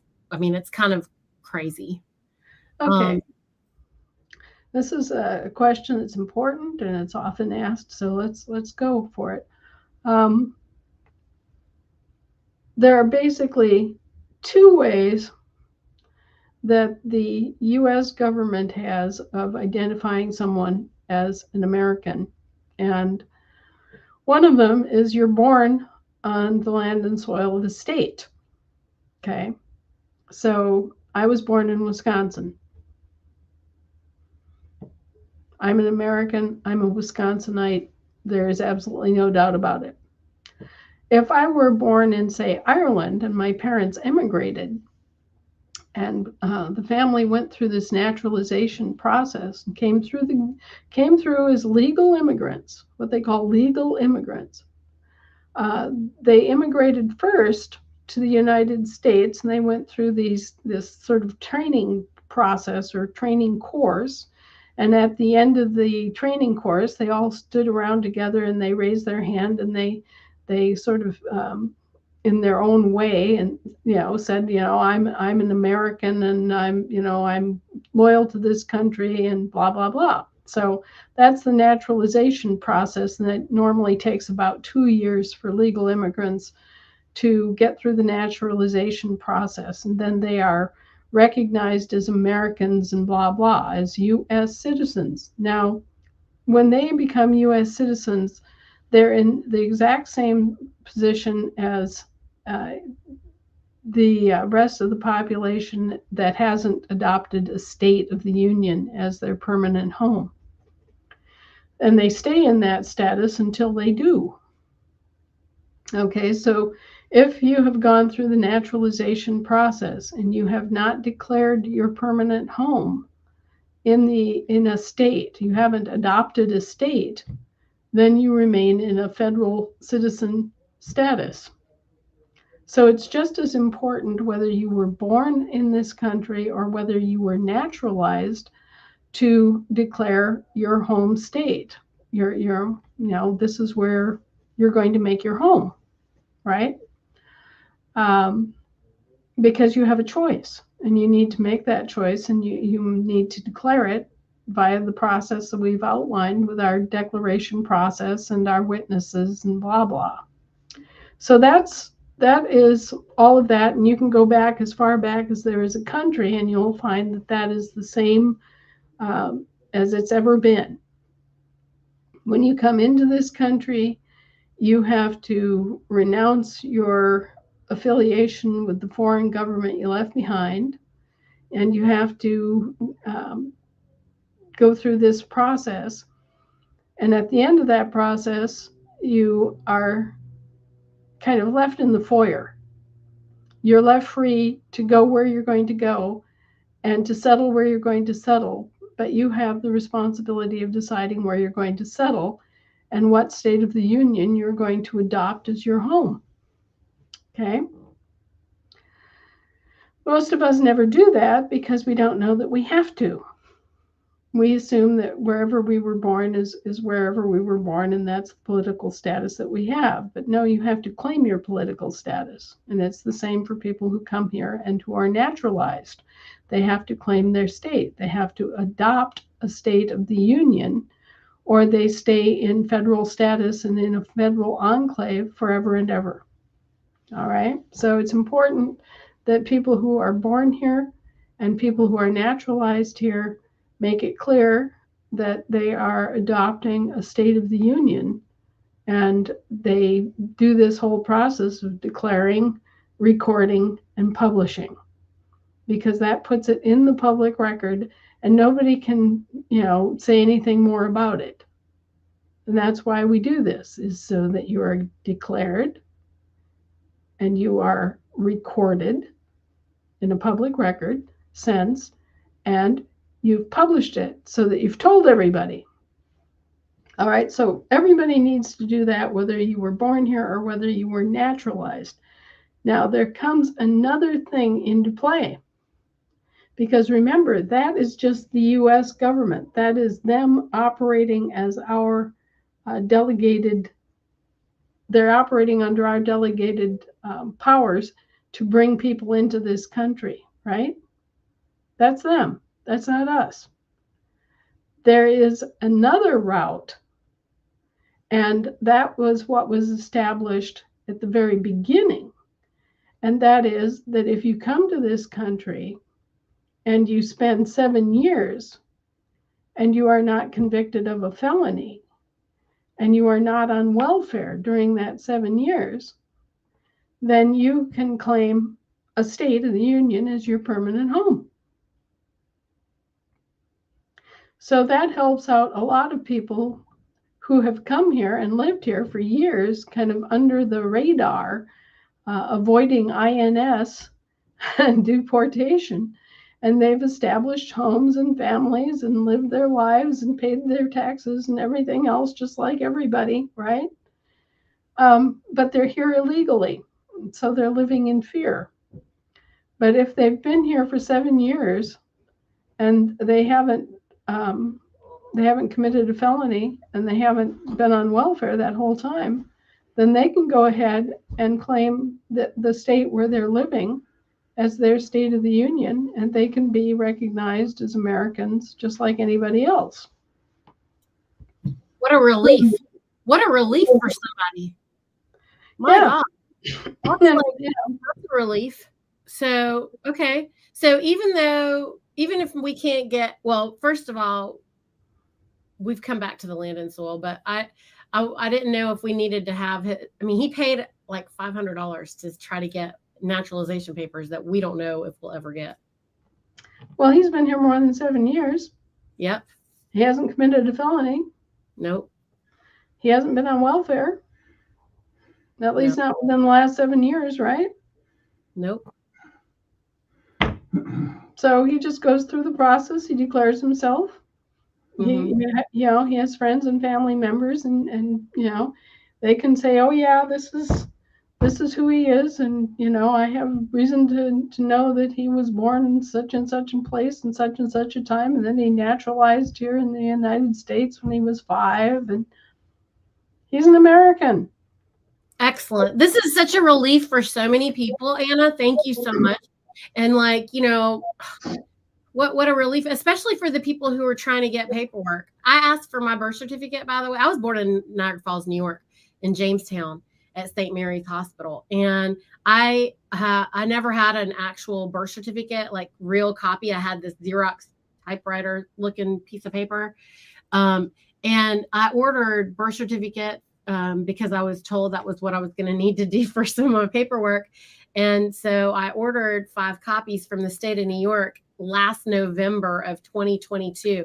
And literally like 2 weeks ago, I finally got what was supposedly my birth certificate. It doesn't look anything like anything I've ever seen. And I can't wait to show it to my mom to ask her if that's her actual signature on there, because it doesn't even look like it to me. I've never seen my mom sign that way. So I am like, okay.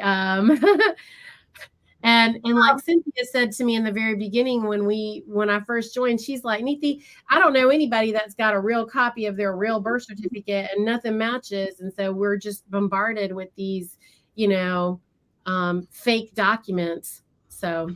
Well, they stopped issuing what we might call real birth certificates back about 1946.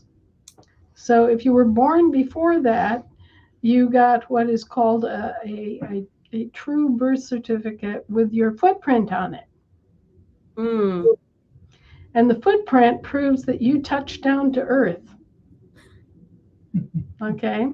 Nice. Now, and that provides an absolute record, because your footprint, like your thumbprint or any other print, is unique.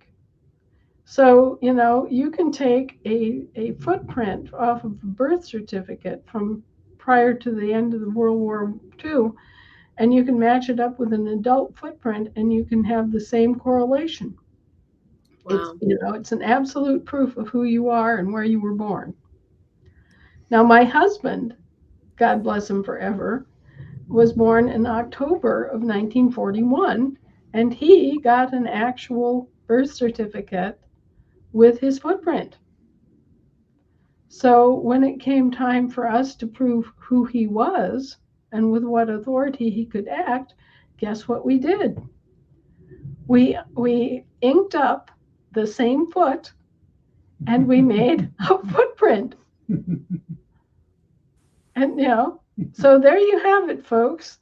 Absolute proof that this is the James Belcher that was born on October 8th, 1941 in, Spokane, Washington. And there it is.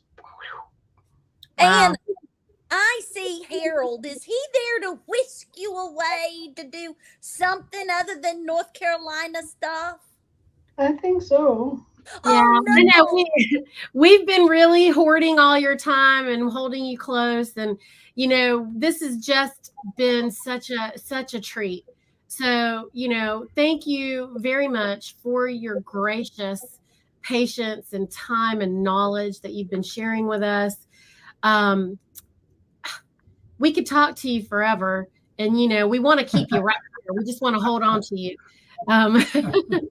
But I just came up to check the meter and see if the flag is still up or not. I mean, it's only 50 cents a day, so it's not like you can rack up a big charge. But. Well, I think that we need to set you free. Dominic, what have you got for Miss Anna before we go? Well, I was going to just ask maybe two questions. Yes. One is, we on North Carolina, like all the other states, we're working hard at setting up our 4 pillars. We understand how important that is. Can you, because we got just about everybody from North Carolina on the call, and I know there's a lot from other states I can see as well. Can you just share with them from your perspective how important it is for the assemblies to focus on getting these 4 pillars stood up? That's absolutely essential. Right now, all of the assemblies are in what are called General Assembly status. Okay, so you have your General Assembly, you have your people who are declaring themselves as Americans standing on the land and soil of your state of the Union. But you don't, generally speaking, have your militia organized. You don't have your courts organized. Now, this is not universal. There are some states that have already achieved their courts. Isn't that great? But this is very important because, number one, once you have your court set up, you are courts of general jurisdiction and you overstand damn near anything. I mean, at a state level, you have your sovereignty restored. And it's restored by your ability to judge the law and the facts of any case that comes before you. And when I say you judge the law, I mean that you can look at any law at any level that is impinging on you and your people, and you can judge whether that law is correct and acceptable or not. So you can throw out laws that are unacceptable to the people through your courts. This is part of the checks and balances that has been meant to operate, but hasn't. Okay? So you guys have a gigantic tool in your hands, and all you have to do is get organized and make it work. Study and make yourselves approved. Set up your courts of general jurisdiction and start cracking the whip over all of the craziness that's gone on here. Because you have the right and the responsibility to judge the law. If the state legislature publishes a law that is a thought crime, for example, you can say, hell no, we don't recognize thought crimes. And you can collapse that for all of your members.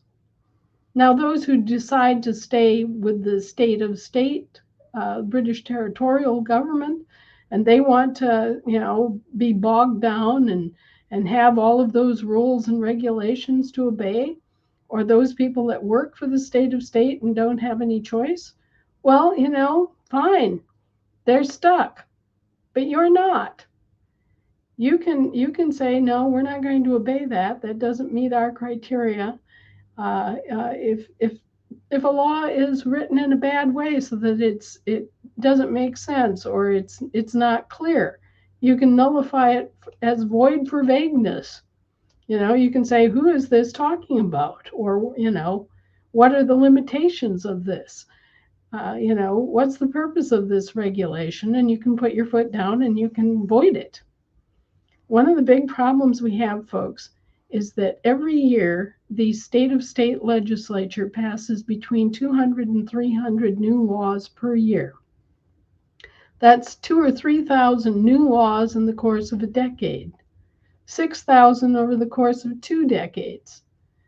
Think about this. And supposedly we are all, unless we put our foot down and raise our hand and declare ourselves and join the assembly and, do all this stuff, we're supposedly all assumed to have to to kowtow to whatever this state legislature has placed as law in the statutes, right? So, the actual state court is supposed to be writing herd on this crazy activity and is supposed to be nullifying things that don't make sense or that are reprehensible or repugnant to our freedom, or laws that are nonsensical, that are poorly constructed, that have language that can be interpreted 50 different ways. It's our right and responsibility that when something like this impinges on our people, to turn around and go, nah, strike that one off, try again, but we're supposed to be the stopcock that's saying no and nullifying these laws so that they don't build up. Right now, we've got 80 million laws in the small, little law sense, statutes, codes, regulations, ordinances, mandates. These are all things that are international level things that are going on that don't have to apply to you or anything that's attached to you. And yet we're sort of sitting here going, well, we don't have our courts in operation, so we can't speak to it. We've abdicated our general jurisdiction because we don't have our courts in operation. Well, how important then is it for you to get your courts in operation? I can't think of anything that's more important than studying the common law and getting your common law courts in operation, because once you do, then you take over control of what's happening to you and your people and your state. So, I've been down here going, get your courts up, do your 4 pillars, figure out who can serve as a state citizen, get ready, because you're needed. This is a huge issue. Yeah. And, people have been kind of hanging back and been scared of the prospect of standing up their own courts. And, they're scared because when they think of courts, they're thinking of their courts. They're thinking of the foreign courts that they're familiar with. Right. And they're thinking, oh my gosh, how are we going to set up something with all these rules and procedures and forms and all this stuff? No, that's not how our courts work. Our courts are a court of our peers. And what does that mean? It means people like us. People that are functioning at the same level and in the same jurisdiction. Can they call me to serve on one of their juries? No. No. Because I'm not part of their jury pool. I'm functioning in a different jurisdiction at a different level than they are. Can they provide me with a jury of my peers? Hell no. Because again, they're operating in a different jurisdiction at a different level than I am. So until we provide ourselves with our own courts and operate our general jurisdiction, the only courts out there are theirs. And guess what? Their courts find in their favor 96% of the time. This is true. Well, you have really empowered us, Anna. Thank you so very much. I have 3 quick things that I want to ask you.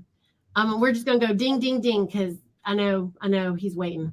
So the subsequent 2nd and 3rd constitutions that you refer to, we can never find them. If you could tell us where we can find them, that would be great. Also, my question is, were they ever ratified by the states? The constitutions were set up by a convention of the states. So the states were operating directly. There was no ratification process necessary because the states were present and operating directly. Okay. The same thing would happen if we had a continental Congress and every state sent a delegation. They would be operating directly in a convention of states. And then whatever came out of that would be representative of the state. So they Okay. did participate. They participated. Yes, the state citizens participated in the Constitutional Convention. And, there's a lot of gossip and stuff that goes on with the state convention. Anyway, this was a contracting process. As we already discussed, federal means contract. So this was a contract process by which the states individually all together agreed as a mass that yes, we will accept these contracts and we will accept these services and we will confer the power to provide these services. Okay? So it's really pretty simple. The states contracted with these service providers to provide these 18 enumerated services. And so they had 3 contracts, they had 3 service providers. Makes perfect sense, right? Yes. I could contract with a company to mow my lawn. I could contract with a company to cut down my trees and maintain, the pruning of my trees. And I could contract with a company to haul my garbage away every week, right? I could have 3 contracts easy. Well, so the states have 3 contracts with 3 different service providers. Unfortunately, one of those service providers went TU. And so they have 2 service providers that are still in operation. And they're both foreign. Mm. So the first one was not a compact because they always refer to it as a compact. Pardon me, the very first Constitution was not a compact then because they refer to that one as a compact versus a contract. Well, a compact or a contract, it's still the same kind of agreement, okay? You're still contracting for services. There's still a quid pro quo between 2 different parties. One party agrees to pay, and one party agrees to provide the services under the terms of the contract. The big problem came about is that there were 3 contractors, 3 federal contracts, and 3 federal contractors. One was American, one was British territorial, and one was the Holy See, the Holy Roman Empire, okay?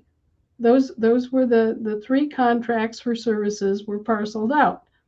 Well, in the aftermath of the Civil War, the American subcontractor went down, was no longer functioning. Okay, so that left us with a British territorial federal subcontractor and a Holy Roman Empire subcontractor. The Holy Roman Empire went out of business in 1809. So then it was handed off as a successor contract to the city of Rome. Okay, so the city of Rome, the Holy See is in control of the city of Rome. Okay, but so we've been operating with middlemen who have inherited these contracts for services. And they're all foreign. And that's the problem. Instead of it being an American government in charge of a couple of foreign subcontractors, it's been a couple of foreign subcontractors endeavoring to, boss around the American government. And we haven't been in session and organized to say, to hell with that. That's not how this works. That's not who we are. And by the way, you work for us. And so that's how this all got spun out of control, is that people gradually over time forgot who they were. And they were, accepting being integrated like the Borg. Well, we had been usurped. Mm-hmm. Yep. So if you're usurped, then, this is the kind of thing that happens. Okay, so final question. You recently announced your retirement. Well, not exactly. Okay. I was going to say, are you passing the baton or will you still be involved? Will you just be the fiduciary? Is your work complete? Because I don't think so, but No, but I personally am tired. Yeah. I mean, you know, Right. the job never ends. The job is forever. We're each and every one of us is either directly or potentially a fiduciary of this country. You know, and so it's just like the office of the president. President of what? Okay, but having properly defined it as the president of this country as opposed to the president of a corporation, right?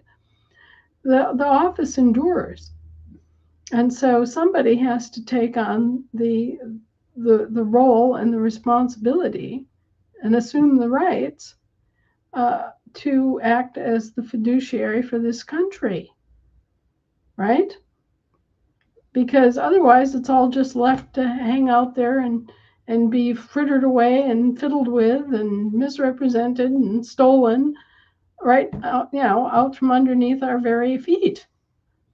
And so, you know, my responsibility as an American and as a Wisconsinite was to say no and to put my little flat feet down and to you know, interject into that whole system and come back and claim back all our stuff because they were well on their way to having given it away to their creditors. Yes. Thank you. Boss, Thank you. 15-second pause. 15-second pause.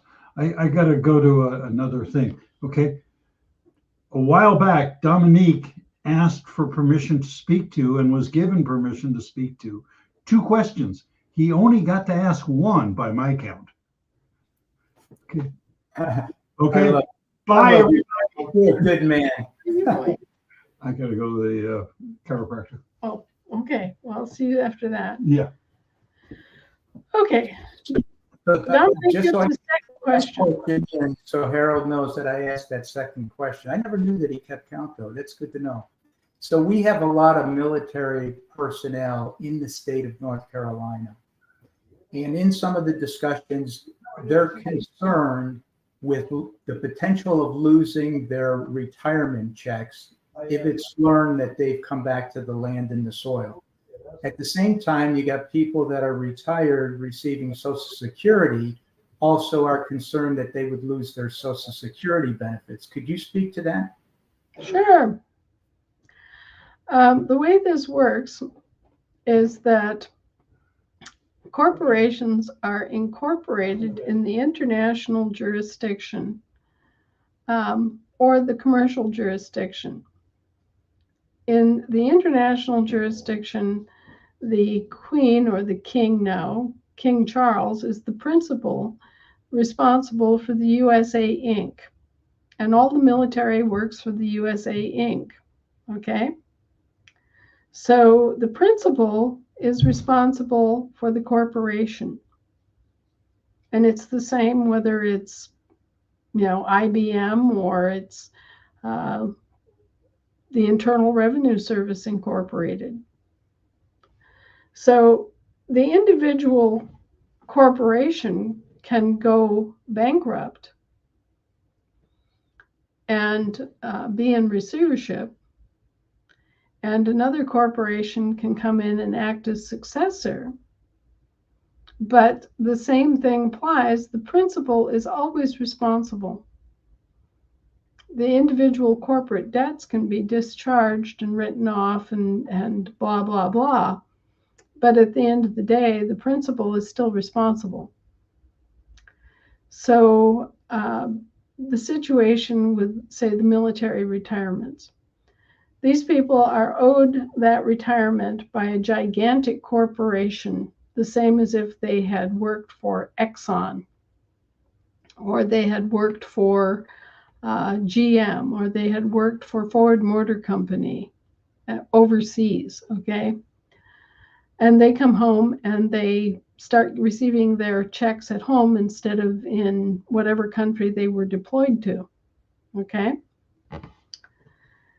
Does that corporation still owe them their retirement no matter where they retire? Does that corporation get to say where they retire?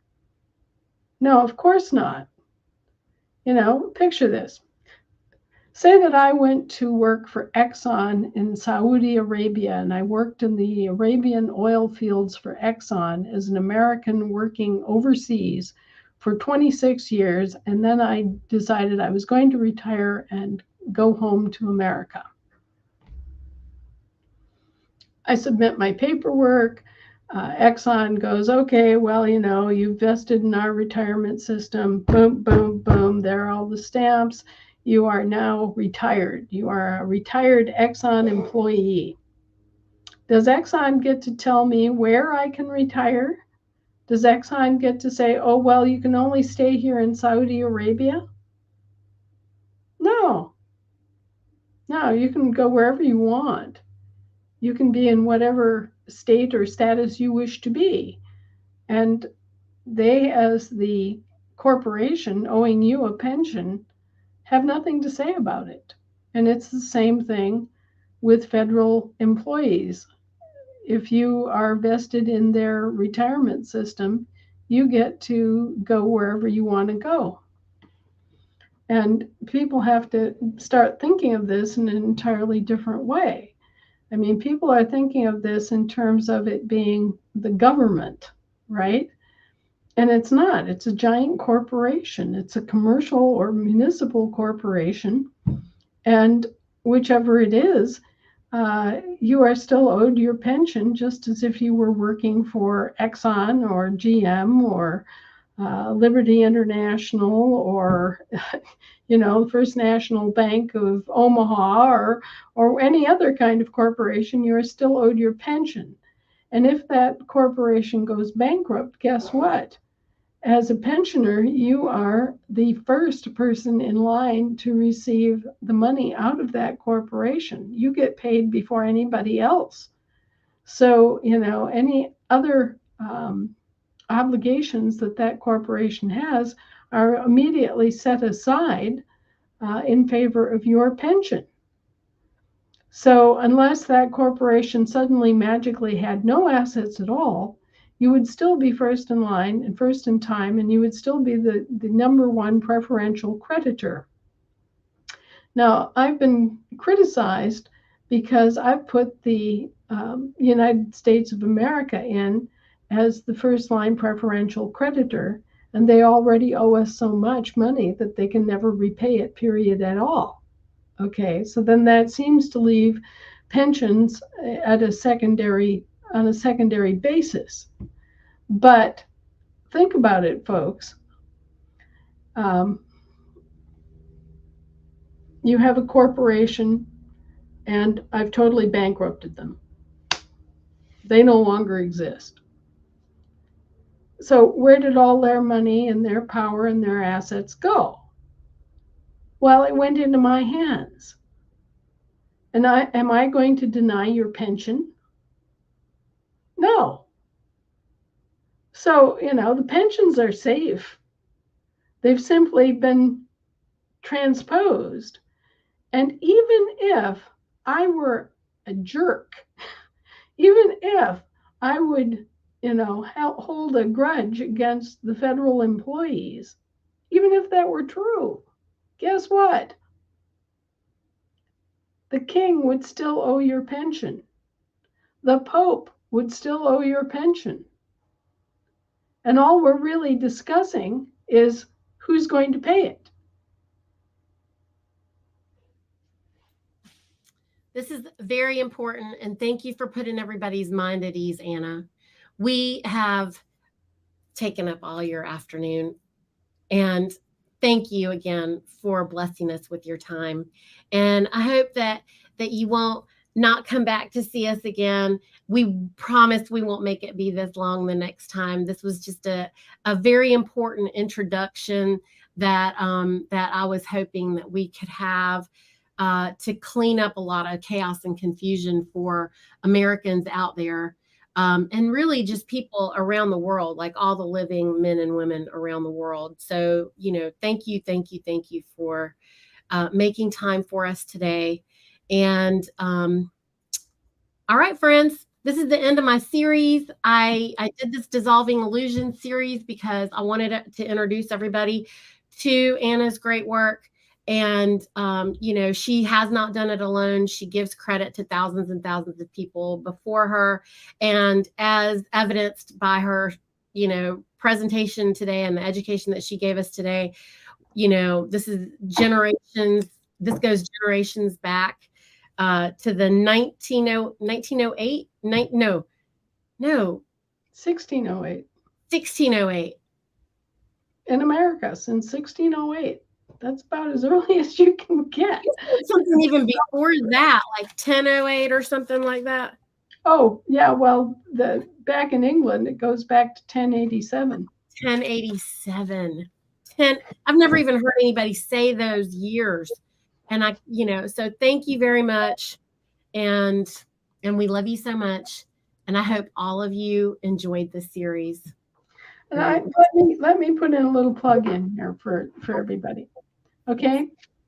Anybody who wants to know anything about what went on with the Catholic Church and all of the work that went on to serve notice on the municipal and public employees, there's a book called Disclosure 101, What You Need to Know. And it was published for me. So it says for Anna Von Reitz. Okay. It's available on Amazon. I don't know if it's available on the TASA website or not, but it's available. And that explains all of that history. And then we have our primer, which is meant as just a general purpose primer for people to wrap their heads around what's gone on and all this information. So you have something to look at. It's called, Something is Wrong When, an American Affidavit of Probable Cause. It was published by myself and my husband. So you can find it, Anna Maria Reisinger and James Clinton Belcher. That is available on the TASA website, and we would like you to buy it through the website if you purchase one. It's also available, those who feel that they're so poor that they can't afford, I think it's $16.95 or something. But anyway, if you really are in dire straits, it's published as a PDF and you can just read it for free. So it's available to everybody. And then we also have, for those of you who are kind of the executive types and you want to do a bullet point kind of presentation, this is presented in 30-second sound bites so that you can cover all of the basics very rapidly. So all three of those books are there for your edification, and they contain all sorts of a great wealth of information about how we got here and why we're here and history, and it gives all sorts of citations in the law and the public records and there's more than enough there to prove the points and to give you the background that you need to be able to basically sort through this for yourself and prove it to others. Thank you, thank you, thank you.